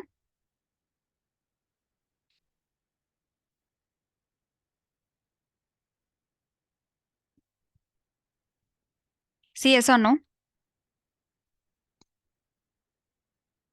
No confusion? Okay. Now GVA and GDP. GVA is calculated at basic price and GDP is calculated at market price. Okay. So before the GVA was calculated at factor cost, but now it is calculated at basic price. Okay. So GVA shows the picture of the economy from producer side and GDP shows the picture of the economy from consumer side, because GDP is calculated at market price. GDP is calculated at market price. Okay. So GVA is calculated at basic price, GVA is calculated at basic price, and GDP is calculated at market price. So GVA is showing the value addition, that is from the product side, from the producer side. GDP is at the market price, so it is from the consumer side. It reflects the net receipt of the producer, the GVA at basic price. It reflects the expenditure of the consumer. It is the GVA is better measure of economic activity, better reflection of productivity of producers. The GDP can show a sharp. So GDP at MP, that is market price, it includes the indirect taxes. So it can increase, the GDP at MP can increase because of the increase in indirect taxes also. Okay. Now from the GDP to GVA, if you have to convert from GDP MP to GVA at FC, from market price to factor cost, you have to deduct the net indirect taxes. If you have to go from GVA at FC to GVA at basic price, so from the factor cost to basic price, you have to add the net production taxes. Okay. So from the GVA at FC to GDP at MP, you have to add the net indirect taxes. And if you want to go from GVA at basic price, if you want to go from the GDP at basic price to, like, if you want to go from the GVA at basic price to GDP at market price, you just have to add the net product taxes. Okay. So this is the idea. So GVA gives a picture of the state of the economic activity from the side of which of the following?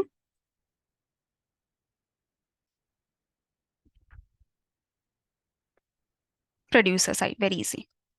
If you have to go from the GVA at MP to GVA at basic price, or GVA and GDP is actually the same. GDP and GVA is actually the same, just the GVA has basic price and GDP has market price. So from market price to basic price, deduct the net product taxes as from the GVA at the basic price to GDP at market price, you just have to add the net product taxes. Okay. So basic formula are there. Just two formulas you have to remember. One is this one. That is, if you have the basic price, to go to the market price, add the net product taxes. If you have the market price and you have to go to basic price, deduct the net product taxes. If you have the factor cost, go to the basic price, add the net production taxes. If you have the basic price and you have to go to factor cost, if you have the basic price and you have to go to factor cost, deduct the net production taxes. Okay. So this is the basic idea. Similarly, here, if you have the GDP at MP, if you have the GDP at MP and you have to go to GVA at basic price, you have to market price to basic price, you have to deduct the net production taxes. Okay, net production taxes. And if you, net product taxes. Net product taxes. If you have the GVA at basic price and you want to go to GDP at MP, you have to add the net product taxes.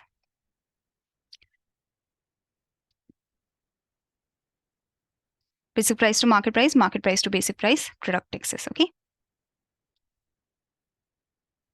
I hope this is clear. Now, growth and development. Growth and development.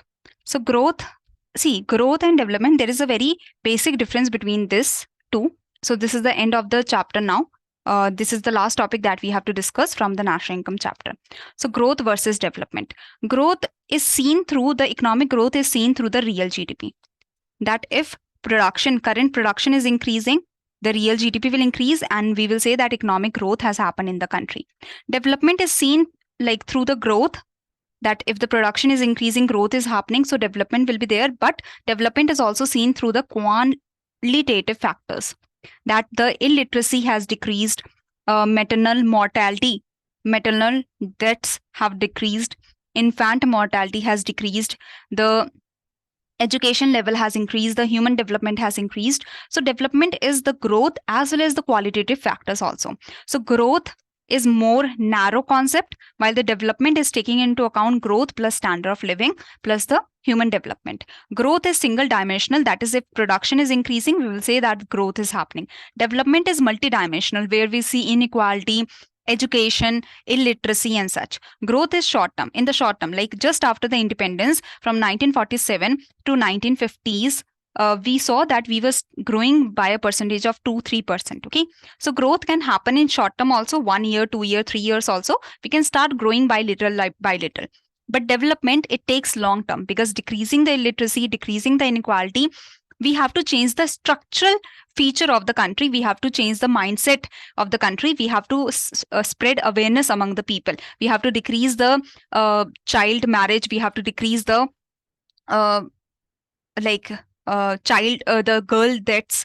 So we have to make the people aware. So it is a long-term process.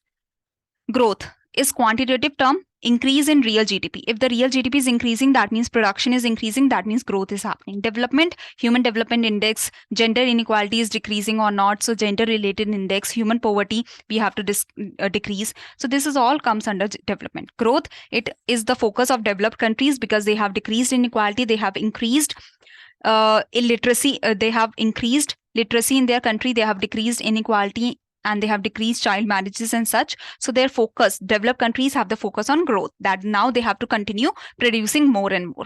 Development in the underdeveloped and developing countries, our focus is on development. Increase the literacy, decrease the inequality, decrease the deaths in our country, decrease the child marriage and such in our country. Growth, increase in indicators like real GDP and such. Development is the literacy rate, the improvement in the life expectancy, improvement in the inequality rate. That means we have to improvement in equality rate and such. So that is the difference between growth and development. Growth is a quantitative measure, purely quantitative. Development is both quantitative, because it is taking into account, development is taking into account growth, plus it is also qualitative. Okay, so this is the idea. Now, estimates of national income or domestic income in India is released by which organization? By the NSO, National Statistical Office. Okay, so this is the idea till now. Now, for your easy understanding, let me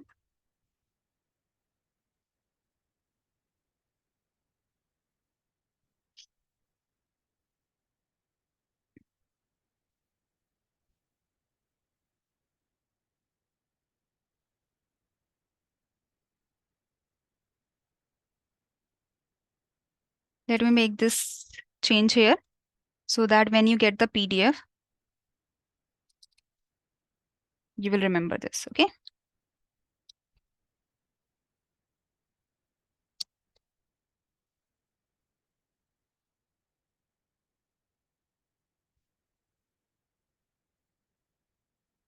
Any confusion anyone has?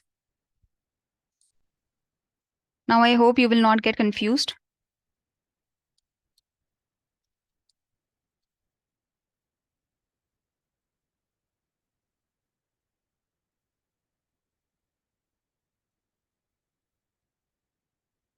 So before we used to take the GVA at factor cost, but now we have started taking GVA at basic price. Okay.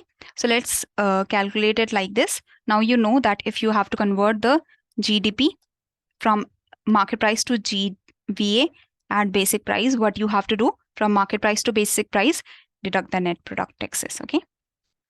So from market price to basic price, deduct the net product taxes, and from basic price to market price, add the product taxes, net product taxes. Okay, that is product taxes. Now net product taxes, it is product taxes minus product subsidies. That's it. So this is it. Any confusion anyone has? Now we are going to start with the next chapter, that is poverty elevation and employment generation. Any confusion anyone?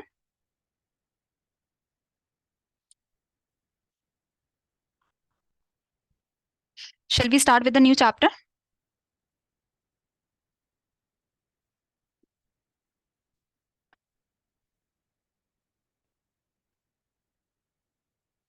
So poverty elevation and employment generation. First of all, starting with poverty and the meaning of poverty. Okay. See, I am telling you the concepts in these sessions, and then you will have the descriptive answer writing practice sessions with the Jaskran sir. So just understand the topics here. Just keep them in mind so that when you are writing an answer, you have the material to write if a question comes in the static part. Okay. So let's start with the poverty. So what is the meaning of poverty? So poverty is a state or condition in which a person or a community, they lack even the basic resources, even the financial resources. That means they do not have the money for maintaining the basic standard of living. They do not have the money for maintaining the minimum standard of living. Okay, so that is poverty, that they are in such a situation, they are in such a condition in which they do not have the financial resources to meet the minimum standard of living. So now there are different types of poverty. Can anyone tell me that which type of poverty is such in which there is complete absence of minimum income to get the minimum needs of life? So there are different types of poverty. So which poverty is such that there is absence of minimum income to get the minimum need of life? So Pallav is saying C. What about the others? Yes, it is absolute poverty.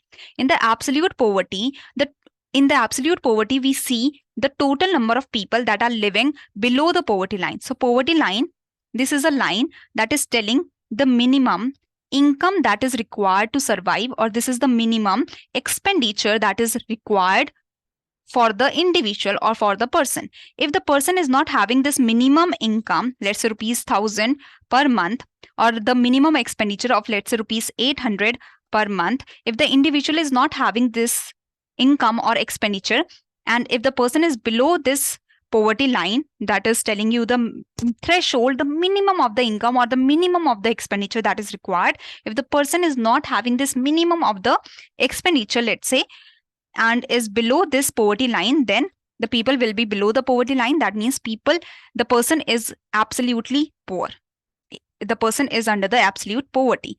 The total number of people that are living below the poverty line, they are listed in the absolute poverty, as they are not able to access the basic standard of living or basic means. So absolute poverty is the total number of people that are living below the poverty line, which are not able to access the basic standard of living or basic means. They do not have the minimum income, or they do not have the minimum expenditure to survive. Okay, so here you can see the minimum income or the minimum expenditure is not available. Now, relative poverty. Relative poverty, we are poor in comparison to Reliance Industries, in comparison to Ambani family, in comparison to Tata family. So we are poor. Similarly, the worker class or the labor class that is working in the construction site, so they are poor in comparison to the lower middle class or middle class. Okay, so relative poverty it occurs when people in a country they do not enjoy a certain minimum level of living standards as compared to the rest of the population. So the rest of the population, the maximum of the population is having the minimum standard of living, where they are having the clothing, footwear, the food every day, the nutritious food every day, while another class of the people they are not having the food every day, they are not having the sanitation facility as such. So relative poverty is in comparison that a class of people, a group of people, they are not having the minimum standard of living as compared to the other part of the population. So relative poverty it occurs when people in a country they do not enjoy a certain minimum level of living standard as compared to the rest of the population. So it varies from country to country. Okay, so relative poverty is in comparison to the rest of the population. So relative poverty refers to the poverty of people in comparison to other people, region or nation. Absolute poverty, total number of people that are living below the poverty line. Now situational poverty, like COVID happened. Because of COVID, some people fell into the poverty as they started losing their jobs and such. Sorry, we are closed due to COVID-19. As you know that many of the lockdowns happened, many of the factories, many of the farms closed down. So many of the people, many of the workers, they lost their job, and for the time being, they were not having any means to earn. So they went into poverty. So because of any earthquake, illness, cyclones, floods, because of any of the disastrous situation, it can happen that the people can fall into poverty for a time being. Okay, so situational poverty due to one unfortunate event like earthquake, illness, and such. Then, and if support is provided, like if as soon as the lockdown opened, many of the people started getting the jobs back and they started to work and they came out of the poverty. So this is situational poverty, that is because of a particular situation. Generational poverty, so it is handed down from the generations above. So the grandmother, grandfather were poor, their children were poor, so the parents are poor now, the father and mother are poor, so they are not able to provide the education to their children. So this is the generational poverty that is handed down by generations and generations before them. Okay, multidimensional poverty. So in the absolute poverty, we are seeing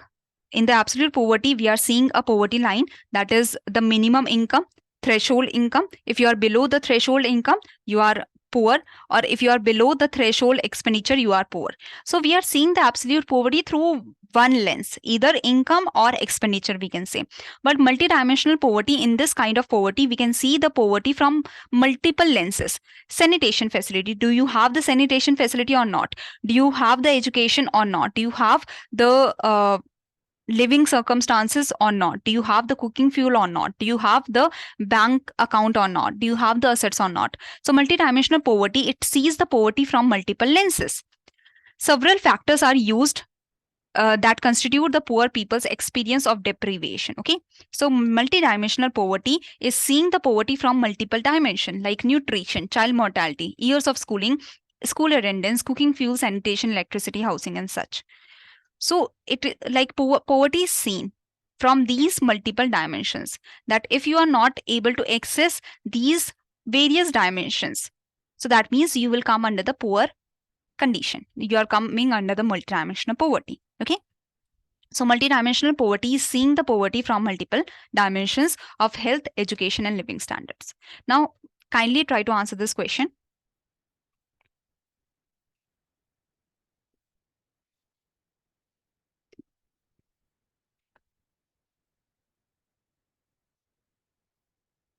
So relative poverty is in comparison, or relative poverty is when we are comparing a part of the population or a group of people with the rest of the population, or with the average standard of living. Okay, so yes, this is relative poverty. This is the condition in which people lack the minimum amount of income needed in order to maintain the average standard of living of the society.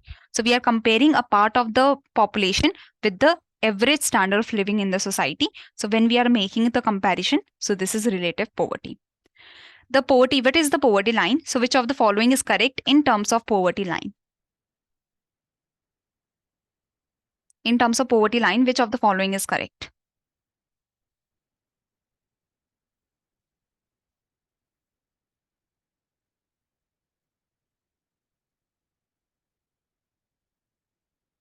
Yes, it is the poverty line. It is the minimum income of level or sometimes the expenditure. So we can have the minimum level of income or minimum level of expenditure that is required to meet the basic needs. So this is poverty line. If you are not having this minimum level of income, if you are not having this threshold level of income, if you are below this threshold level of income, that means you are poor. Okay. So measuring poverty, how do you measure poverty? So conventionally, poverty is measured by defining a threshold level of expenditure or threshold minimum level of income that is required to purchase the goods and services. So this threshold level of expenditure or this threshold level of income, that is your poverty line, this is necessary to satisfy the basic needs at the minimal, at the lowest socially acceptable level. So if you want to survive, if you wish to survive in the society, you need to have this minimum level of income or expenditure. So this is poverty line. This line can show you the minimum level of income that is required to have the basic necessities met, or this is the minimum level of expenditure that is required to have the minimum necessities met in the society. So if you are below this poverty line, if you are not able to reach to the threshold level, so you are poor. If you are above this poverty line, you are not poor. Okay. So this is the poverty line. So now there are different committees. Now, how we can decide that what threshold level will be there, or on what basis the threshold will be decided, on the basis of income or on the basis of expenditure, on what basis, and expenditure on what, expenditure on food only or what commodities. So there were different committees that were established to decide about this poverty line in our country, that how this poverty line will be determined, on what basis this poverty line will be determined. Okay. So now we are going to discuss about the different committees. So first of all, there was National Planning Committee that was formed by Subhash Chandra Bose, and the head of this committee was Jawaharlal Nehru. So in 1938, that was before independence, the National Planning Committee was formulated by Subhash Chandra Bose, and Jawaharlal Nehru was the chairman of this committee. So they made a plan, economic plan, with the fundamental aim to ensure an adequate standard of living for the masses. So before independence, they have talked about this problem of poverty, and they said that we have to do something for ensuring adequate standard of living for the masses, because the masses are living in huge poverty. They are dying of starvation. So you can understand that this poverty was a problem from like before independence, and in the British era, we were going further and further, deeper and deeper into poverty, as the Britishers were taking away our resources and they were making us impoverish. Okay. So this was National Planning Committee. Even before independence, this committee was made. Now coming to the next one, that is the first planning commission working group. This was made after the independence. So the first planning commission working group recommended that we have to have a national minimum consumption expenditure. Our poverty line should be made in through which we have to tell the threshold or the minimum level of expenditure. So it was said that the minimum level of expenditure should not be less than rupees 20. The poverty line was rupees 20 per person per month in terms of 1960-61 prices for the rural area. So in the rural areas, in the rural village areas, rupees 20 per person per month should be the minimum level of expenditure that should be happening, because in the rural areas, usually the prices are very cheaper comparison to the urban areas. In the urban areas, the poverty line or the threshold or the minimum level of expenditure in the urban areas should be rupees 25 per person per month. So this is the idea, that the first planning commission group has given the poverty lines for the rural area and for the urban area. For the rural area, according to that time prices, the poverty line was rupees 20 per person per month. And if you have a family of 5 people, so that means rupees 100 per month for a family of 5 people. So in the urban area, per person per month per person per month, the expenditure should be rupees 25. And if you have a family of 5 people, that means 125 rupees. 125 is the per month expenditure that your family should be having in the urban area. So this is the minimum. This is the threshold level of expenditure that should be happening. Okay. Now this first planning commission working group, this gave the idea of poverty lines, but this poverty line was not used, this was not officially accepted. This was used at that time. For the time being, this poverty line was used, but it was not officially accepted. Okay, this was not officially accepted, though it was used in that era for some time to calculate the poverty lines and such, to calculate the poor people in the country, to know about the poor people in the country, but this was not officially accepted. Then there came the YKL committee. So YKL committee decided to measure poverty precisely as starvation. That is in terms of how much people eat, how much people consume. Okay, so people consuming. So it was said that we have to see the consumption expenditure. So if the people are doing the consumption expenditure on the food, and if the people are consuming less than 2100 calories in the urban area, the people will be said to be the poor people. Okay, so that means the poverty line should be on the basis of consumption expenditure, that the people are having the consumption expenditure of 2100 calories in the urban area. If the people are not able to have the 2100 calories per person per day, then if they are not having this much of the threshold level of consumption, they will come below the poverty line. Now for the rural area, it was said that the consumption expenditure on the food should be such that in the rural area there should be 2400 calories per person per day that should be taken. So this was the poverty line. This was the threshold level that was constructed by the YKL committee, that we have to see poverty from the side of food, from the side of calorie intake. Okay, so 2100 calorie in the urban areas, or 2400 calories in the rural area. So consumption expenditure should be such, the poverty line should be such that 2100 calories are being taken in the urban areas and 2400 calories in the rural areas every day per person. Now coming to the Lakdawala committee. Lakdawala committee said that whatever YKL committee is saying is correct. That we have to see, Lakdawala committee said that YKL committee has said correct, that we have to see the consumption expenditure. Consumption expenditure should be calculated based on the calorie consumption. That we have to see the expenditure that is required for the calorie consumption as used by Alak committee. But the Lakdawala committee said that the YKL committee has only said that we have to make two poverty lines, one for the rural areas and one for the urban areas. In the rural area, the calorie consumption should be 2400 calories per person per day, and in the urban area, 2100 calories per person per day. So now Lakdawala committee said that in the states, in the different states, the prices are also different. Like in South India, the coconut water and the coconut is very cheap as compared to the North India. So you can understand that in different states, there are different prices that also go on. So the Lakdawala committee said that we should make state specific poverty lines. That means we will take this calorie intake of 2400 in rural area and 2100 in urban area. But when we are converting it into prices, when we are seeing the consumption expenditure, so consumption expenditure for the 2400 calories will be different in Chhattisgarh in the rural area, and for the 2400 calories, the consumption expenditure in Kashmir will be different. So we have to make the state specific poverty lines that should be constructed in the urban areas and rural areas for the same calorie intake. For the urban areas, 2100 calories, and for the rural area, 2400 calories.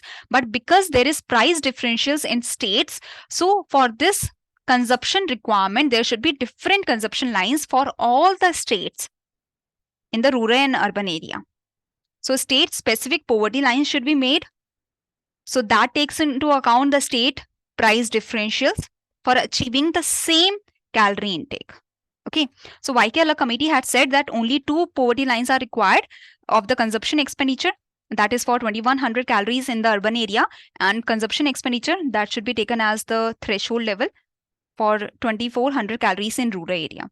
So this is for the nationwide two poverty lines, rural area, urban area, on the basis of consumption expenditure, on the basis of calorie intake.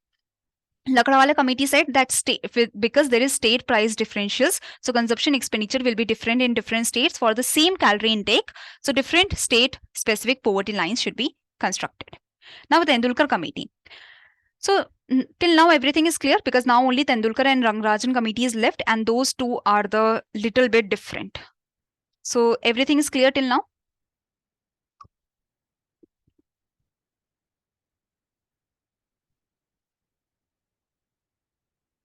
See, at least the basic information you should have about the different committees, and that basic information I'm providing you. So even if you have this much of the basic information, this is fine.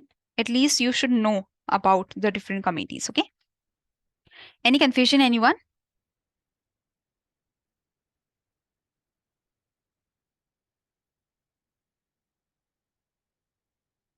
Any confusion? Am I audible or what? Clear? Okay, thank you, Kumar, for the reply. Let's continue then.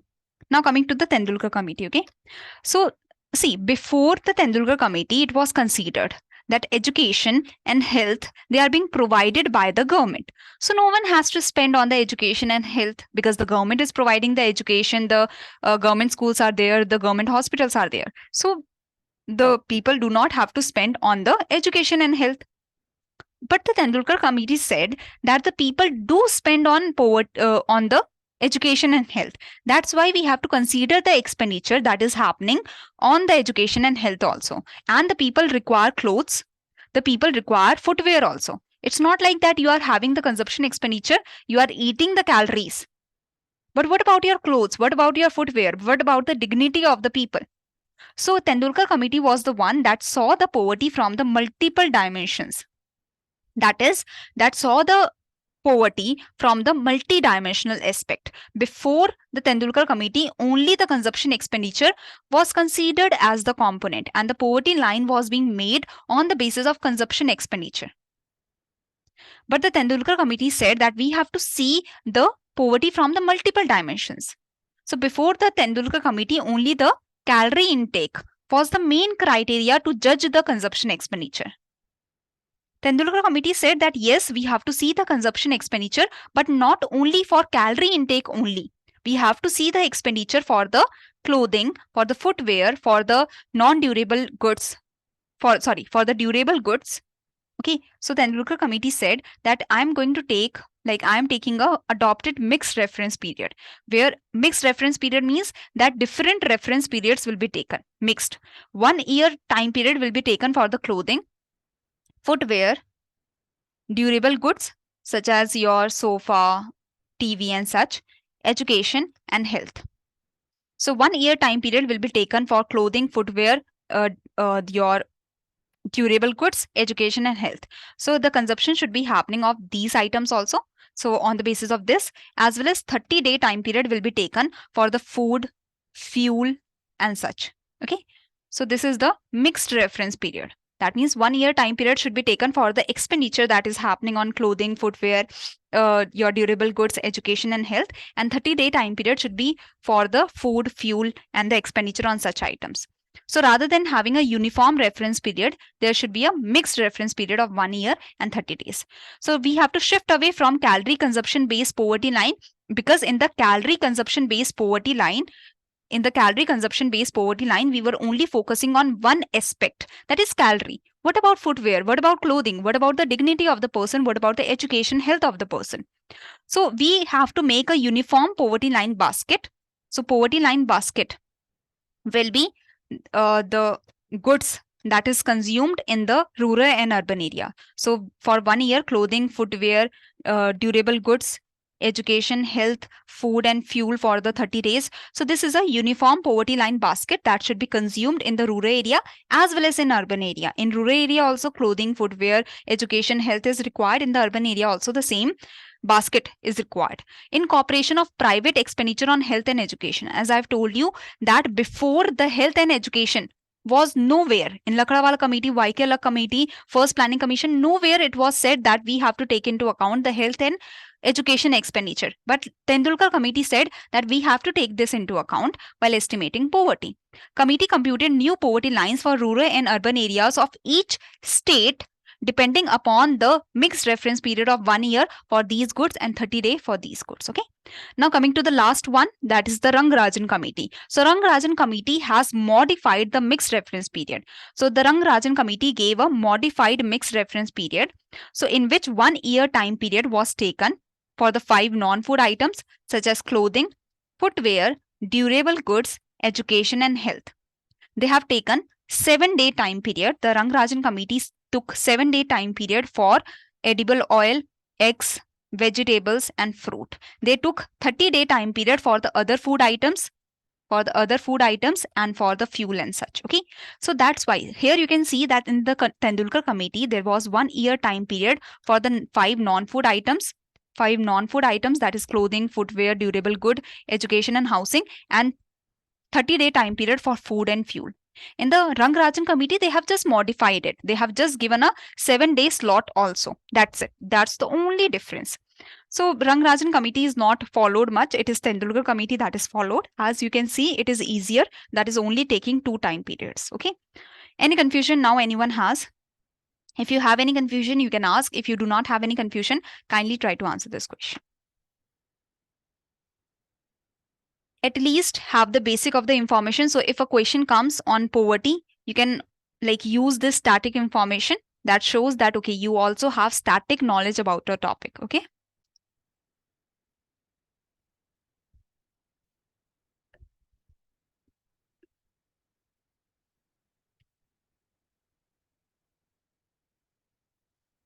Calorie-based consumption approach was first adopted by Vaikela committee. Absolutely correct. Mixed reference period approach was first adopted by Lakdawala committee. Has said whatever Vaikela committee said. Lakdawala committee has also said about state-specific poverty lines. It was the Rangarajan committee, or it was the Tendulkar committee. It was the Tendulkar committee that talked about the mixed reference period. And the Rangarajan committee has talked about the modified mixed reference period. So mixed reference period is the approach that is followed by Tendulkar committee. Very good. Expenditure on health and education constituted an important part in poverty estimation in India since very beginning? No. It was only Tendulkar committee that focused on education and health. And after that, the committee that came, Rangarajan committee, and said such, they also focused on education and health. Before that, there was no focus on this. Okay. So second and third are wrong. Only the first one is correct. And that's why A is the right answer. Okay.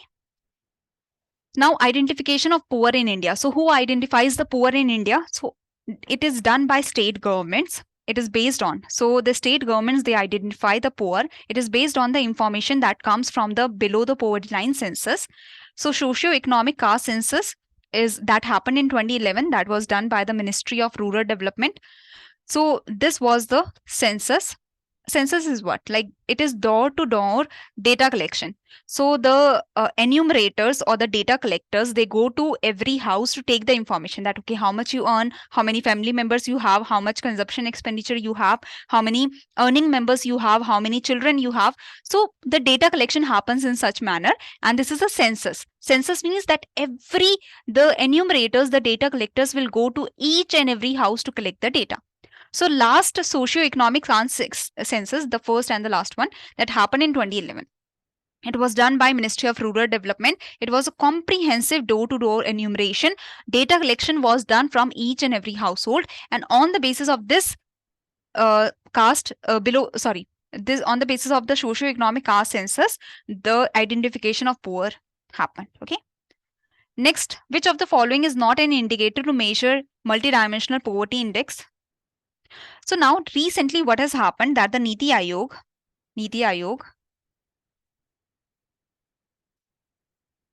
has started the national multidimensional poverty index. So we will be discussing about this, but just try to answer that which of the following is not an indicator to measure multidimensional poverty index. Sajita and Pallavi are saying B. Swati has also said B. What about the others? So yes, B is the answer. The insurance and profession, they do not come under the multidimensional poverty index. Multidimensional poverty index, first of all, in India, the National Multidimensional Poverty Index, this was launched by Niti Aayog. That is the National Institution for Transforming India. So Niti Aayog has launched the National Multidimensional Poverty Index that was launched in 2021. So in the National Multidimensional Poverty Index, we try to see the poverty from 3 dimensions. That is your health, education, and your life expectancy.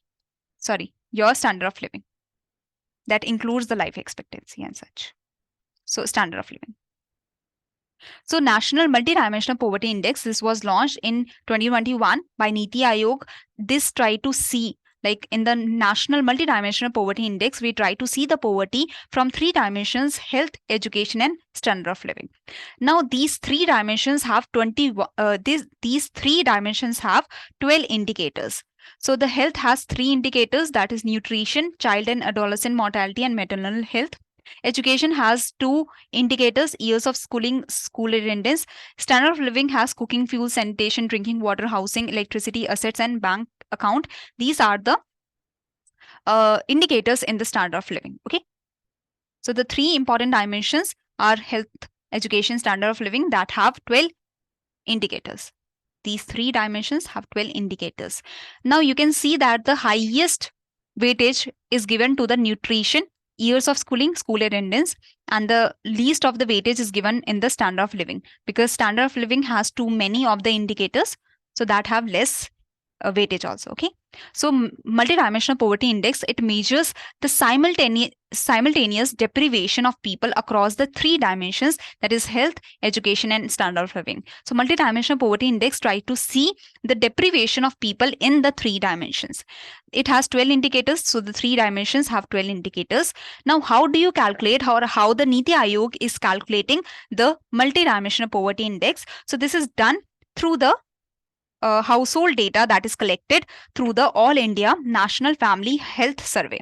So the Multidimensional Poverty Index is using the latest household micro data, or the data that is collected from the households, the data that is collected through the households, that is used for the calculation of Multidimensional Poverty Index. So MPI, Multidimensional Poverty Index, is using the latest household micro data of the All India National Family Health Survey, that is sourced by the International Institute for Population Sciences in coordination with Ministry of Health and Family Welfare. So Ministry of Health and Family Welfare and the International Institute for Population Sciences, these 2 entities are conducting the surveys, and they are collecting the National Family Health Survey data. They are collecting the data, and using this data, the Multidimensional Poverty Index is constructed. Okay. So this is the idea. So the Niti Aayog has released the National Multidimensional Poverty Index for 2023. So this is the latest one, I guess. Okay. So now coming to see the Multidimensional Poverty Index, the National Multidimensional Poverty Index that is launched by Niti Aayog. This is with the help of UNDP and OPHI. So Multidimensional Poverty Index, that is at the international level. This is this was launched in 2010, and this is released by who? So the International Multidimensional Poverty Index, this is released by, yes, OPHI, that is Oxford Poverty and Human Development Initiative, and the United Nations Development Program. So the OPHI and the UNDP, they are the ones that are releasing the Multidimensional Poverty Index at the international level. So Global Multidimensional Poverty Index, this was launched in 2010 by the UNDP and OPHI, and these 2 entities have also helped India, Niti Aayog, we can say, they have also helped Niti Aayog to launch the National Multidimensional Poverty Index. So Niti Aayog launched the National Multidimensional Poverty Index in 2021 with the help, or with the consultation with OPHI and UNDP. So they are helping us in launching the Multidimensional Poverty Index. So the Global Multidimensional Poverty Index also has 3 indicators: health, education, and living standards, but they only have 10 indicators. So National Multidimensional Poverty Index has 12 indicators, while the Global MPI only has 10 indicators. Okay. So this tracks the deprivation across the 3 dimensions and 10 indicators. So this is the latest Global Multidimensional Poverty Index. Now we have completed the poverty chapter. Now coming to the unemployment. So everything is clear till now? Say yes or no? Any confusion anyone has? So I will only take your 20 minutes more, then this chapter will be completed, and then you will be free to continue your revision and go. Okay. So let's start with unemployment. Clear, everyone? Okay. So just in 15-20 minutes, I will try to finish this chapter. Okay. So now unemployment. Unemployment, it occurs when a person is actively searching for employment, is unable to find work. So unemployment, it actually means that a person who is willing and able to do work and able to do work, he is willing to do work and he is able to do work at the current wage rate, but he is not able to find work, is not able to get the work. So a person like, let's say me, I'm willing to do work at the current wage rate and I'm also able to do work, but if I'm not able to find the work, so I'm unemployed. I am unemployed. I am willing and able to work, but I'm not finding the work, so I'm unemployed. So now there are some terms that are related to employment and unemployment. Let's see them. So first of all, working age population. So in our country, can we say that a child of 4 years is also a labor? Can we say so? That a child of 4 years is also a labor or is also a part of labor force? No, the children are not a part of labor force. The toddlers, they are not a part of labor force. The working age population that we can say is the population is aged between 15 to 64 who are employed or unemployed. So this is working age population. This is working age population. So the population that is aged between 15 to 64 who are employed as well as even if they are unemployed. They are working age population. Okay. So population that is aged between 15 to 64, they are the working age population. Now dependency ratio. Dependency ratio are the dependents divided by the working age population. So working age population is all the people in between 15 to 64. So dependents will be who? The people below 15 and the people above 64. So they are the dependent population. So dependency ratio are the dependents divided by the working age population.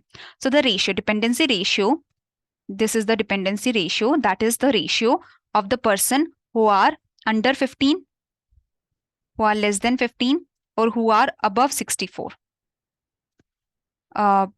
divided by the working age population, that is 15 to 64 of the population. So let's say we have 10 dependents while the working age population is 20. So dependence ratio will be 0.5. Okay. So this is the idea. This is the dependency ratio. So now what is demographic dividend? Demographic dividend is like, dividend is what? Dividend is profit. So we have demographic dividend. We have profit in our demography. We have profit in our population structure. When do you think that when we will have profit in our population structure? When we have more old people, when we have more toddlers, when we have more working age population, when we will have the profit in the population structure. When we have more older people, more like toddlers or more working age population. When we have more working age population, we will have the profit in the population structure. Profit means that they are able to work, they are able to help in the economy. Okay. So demographically linked economic boost or demographically population linked economic profit caused by a rise in working age population. So demographic dividend is when we have more working age population, then we have a demographic dividend. And when we have more working age population, we will have a higher dependency ratio or lower dependency ratio. What do you think? If we have more working age population, we will have a higher dependency ratio or lower? We will have, yes, it is a numerator. Dependency ratio is equal to dependence divided by working age population. If we have very high working age population or we have rising working age population, dependency ratio will be decreasing. Okay. So dependency ratio will be decreasing because the denominator is increasing, or simply dependency ratio is decreasing because the working age population is increasing. Okay. Any confusion here, anyone? Try to answer this question. If you have the clarity of the topic now or the terminologies, you will be able to answer this question. Try to answer.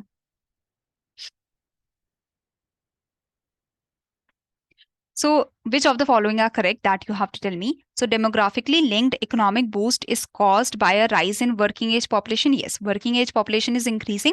That means we are having profit in our population structure. Working age population is the population aged between 15 and 64. Correct. Dependency ratio is higher with higher working age population. No. Dependency ratio will be lower. Dependents will be lower if our working age population is high. So, C is wrong. The A and B are correct. So the answer is D only. Okay. Yes. Now, unemployment that arises during the phases of recession and depression. So we have the business cycle, we have the boom in our country. When the boom is there, when too much of production is happening to produce the higher production, to produce the higher output, we require more labor force.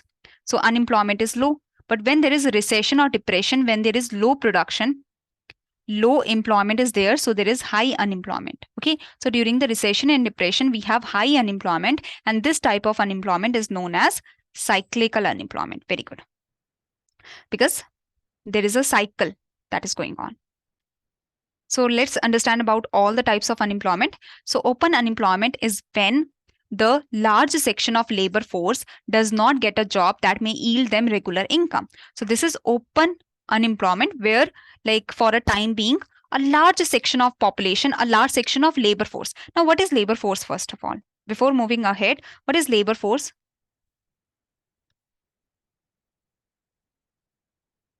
Labor force is equal to the unemployed people. Like let's say a person that is unemployed but he is willing and able to do work, so he is a part of labor force. If we require more laborers, he will be ready to work because he is willing and able to work at the current wage rate. So unemployed people that are finding the work, that are searching for work, so unemployed workers, we can say unemployed workers. And the employed workers, they are like a part of labor force out of the total population. Okay, so our labor force is equal to the unemployed workers plus the employed workers. So labor force is equal to unemployed workers plus the employed workers. Let's say the total population is 100. Out of this, 20 are unemployed workers and 50 are employed workers. So what is our labor force? Can you tell me? What is the labor force here? So labor force is equal to 70. Labor force is 70. Now there is also known as labor force participation rate. So that is your labor force divided by total population. So can you tell me that how much is labor force participation rate multiplied by 1000?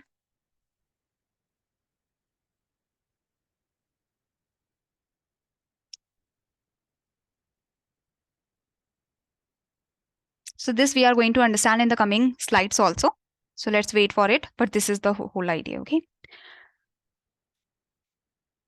So now open unemployment. Open unemployment means that a large section of people are not able to get the job. That means most of the population or most of the labor force are unemployed. When here the labor force, like let's say 70 people are unemployed and only 10 people are getting the employment. So that means labor force is 80 here, out of which unemployed workers are 70. So when large section of the labor force is not getting the job.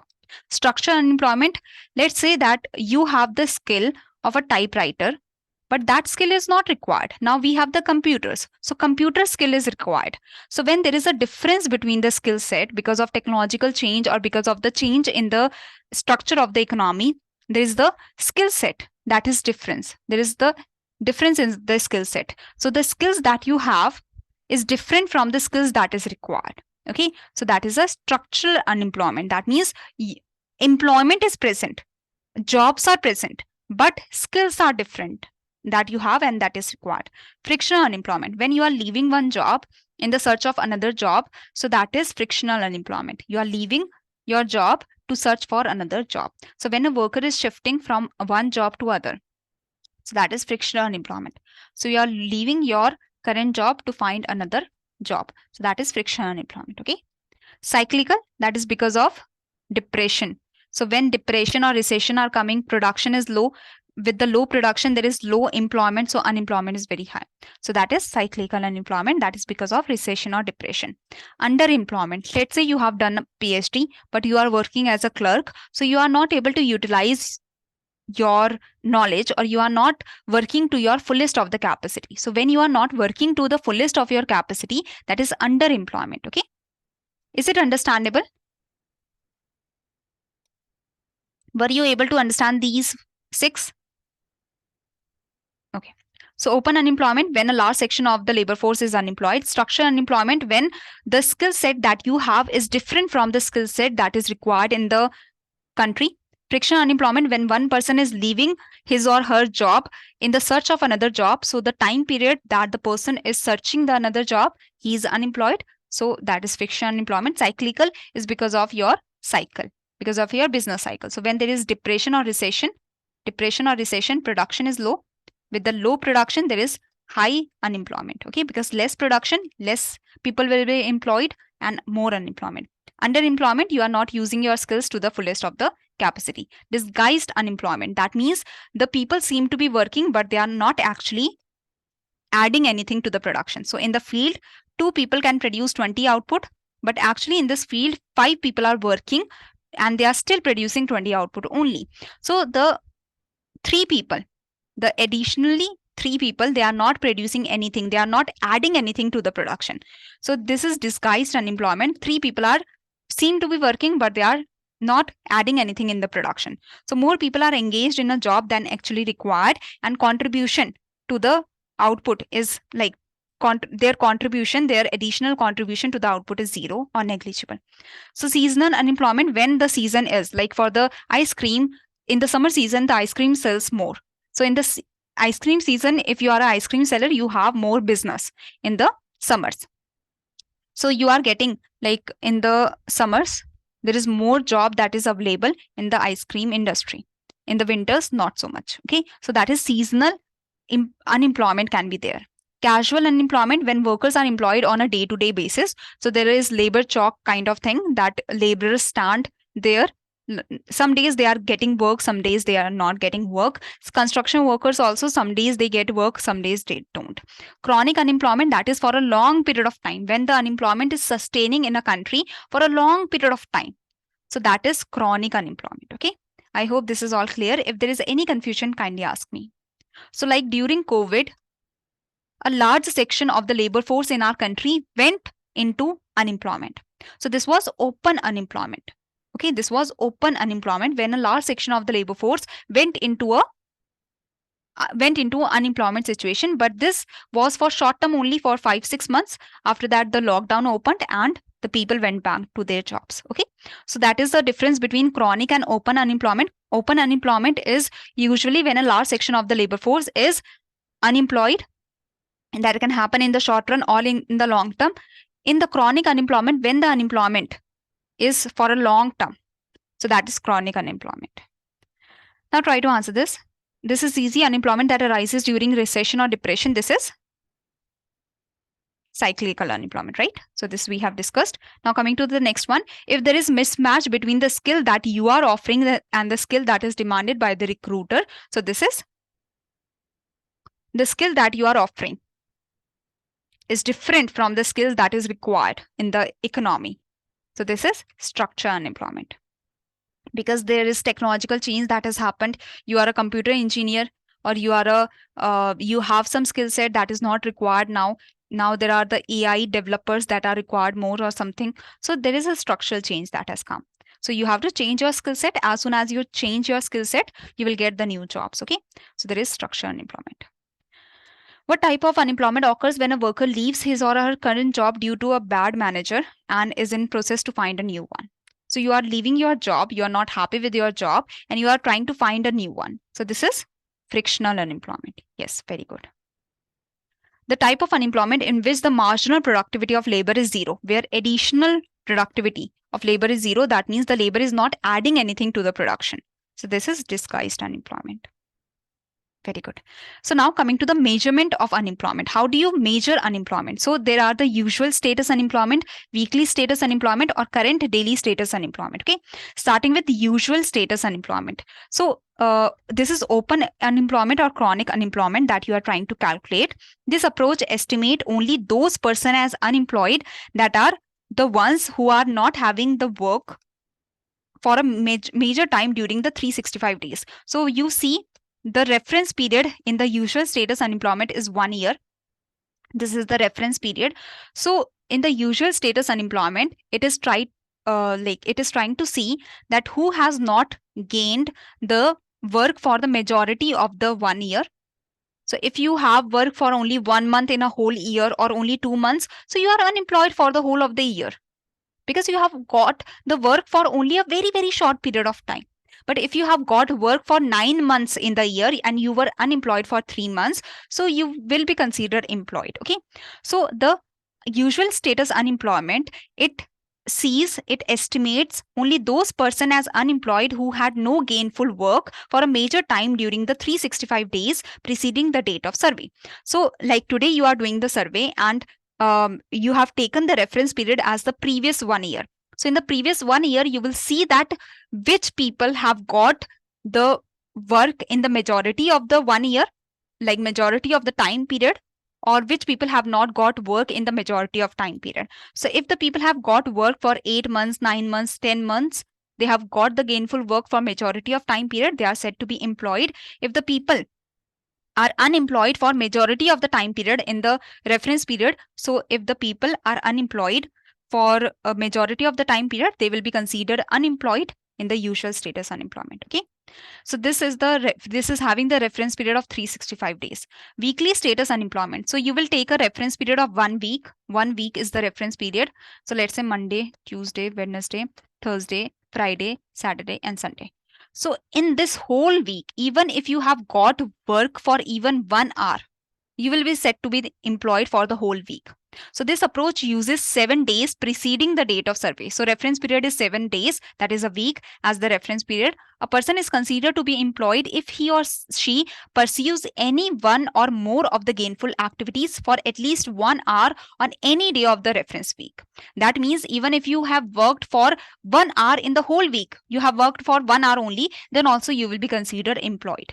So that is weekly status unemployment. Now current daily status unemployment, that is the reference period again here is also 1 week, Monday, Tuesday, Wednesday, Thursday, Friday, Saturday, Sunday.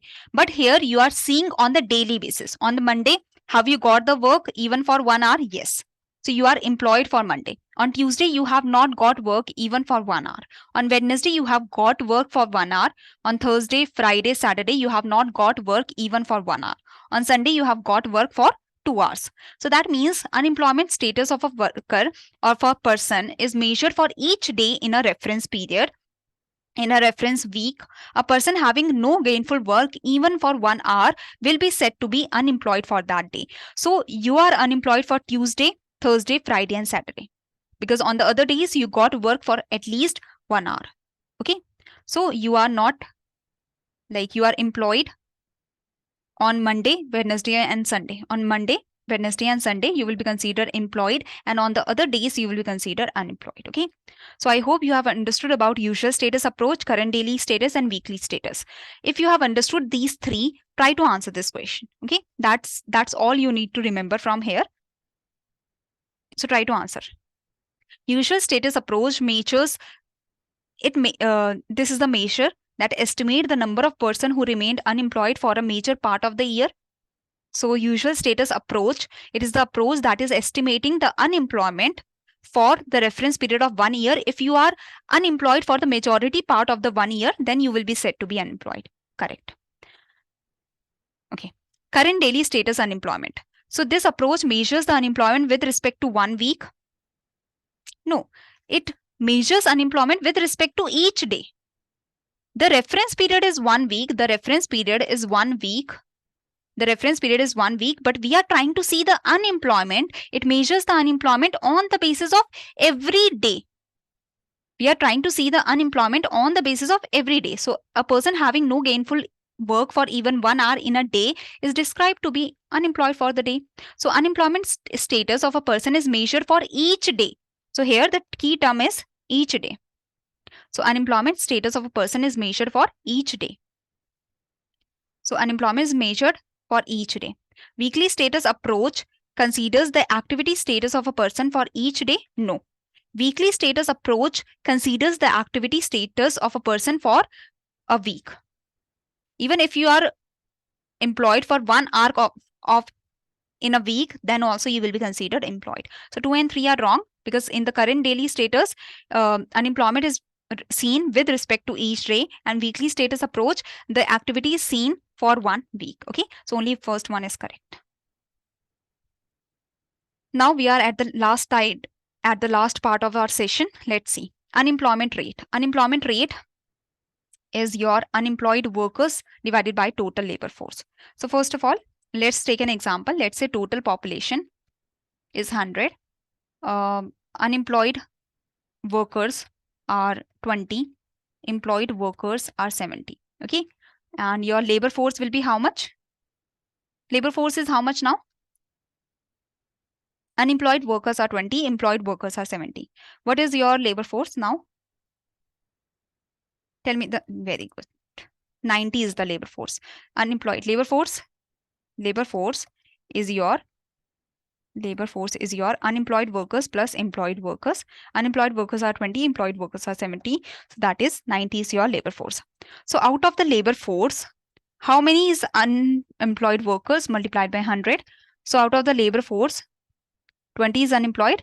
So that is unemployment rate. Unemployed workers divided by total labor force multiplied by 100. So it is a percent of the labor force that is without work. So unemployment rate is the percent of labor force. Unemployment rate is the percent of the labor force that is without work. So unemployment rate or unemployed worker divided by the labor force multiplied by 100. This is your unemployment rate. Okay. Labor force participation rate. So as I've told you, labor force divided by total population multiplied by 1000. Yes. Labor force is how much? 90. Total population is 100 multiplied by 1000. So this is your labor force participation rate. Number of person in the labor force per 1000 person. So per 1000 person on approximately the number of person in the labor force per 1000 person. So that is labor force participation rate. That is labor force divided by total population multiplied by 1000. Worker population ratio, very easy. Worker, that is number of employed. Worker means number of employed person. So that is employed workers divided by total population multiplied by 1000. So employed workers are 70 divided by total population, that is 100 multiplied by 1000. Okay. Poverty gap. So this is what we have to understand now. But all these three are clear. The unemployment rate, labor force participation rate, worker population ratio. Clear? So the last part is that we have to understand about the poverty gap. So poverty gap, this is your poverty line. Let's say rupees 1000. This much of the consumption expenditure you should be doing. So this is the minimum threshold level. This is the minimum level. Now someone is spending rupees 950. Someone is spending rupees 980. So you are below the poverty line. Someone is spending rupees 990. Someone is spending rupees 999. Someone is spending rupees 100. Someone is spending rupees 200. Someone is spending rupees 10 only on the monthly basis. So poverty gap, this takes the average, that how much is the average shortfall of the consumption expenditure below the poverty line. So what is the average? On average level, what is the average shortfall? That if we provide the money to the people, that on average, how much money has to be provided to the people to get above the poverty line? So the poverty gap is the ratio showing the average shortfall of the total population from the poverty line, that how much below the people are from the poverty line. So this poverty gap shows the depth. So absolute poverty shows the width.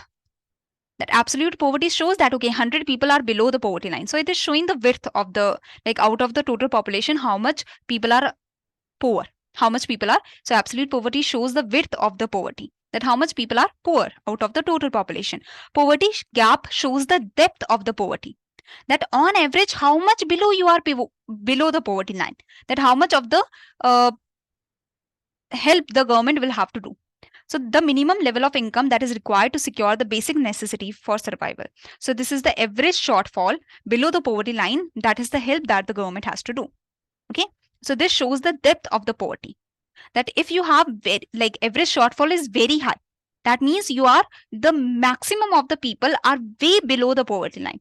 If the average shortfall is very high, that means if the average shortfall is very high, that means maximum of the people are way below the poverty line. Maximum of the people are way below the poverty line. That's why the average shortfall is very high. So government will require to help to give a lot of help to these people, because maximum of the people are way below the poverty line. Okay, so there are 10 people that are below the poverty line, and 8 out of these are way below the poverty line. So every shortfall will be very high. So this shows the depth of the poverty. Now try to answer this question.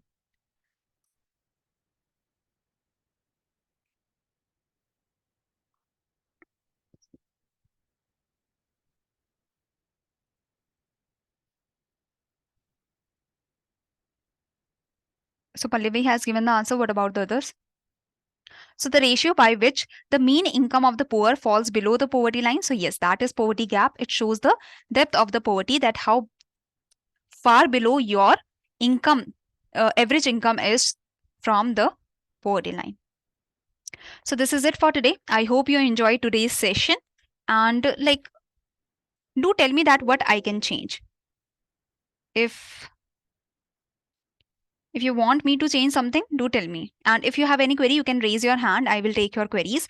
And like, anyone can tell me that if they like the session, or if there is anything that I can change in the session, because you have 3-4 more sessions with me. So if you want me to change anything, I can change in the sessions. Like if you want me to go slower or faster or anything. Most welcome, Pallavi. If you like the session, you can share your um, nice words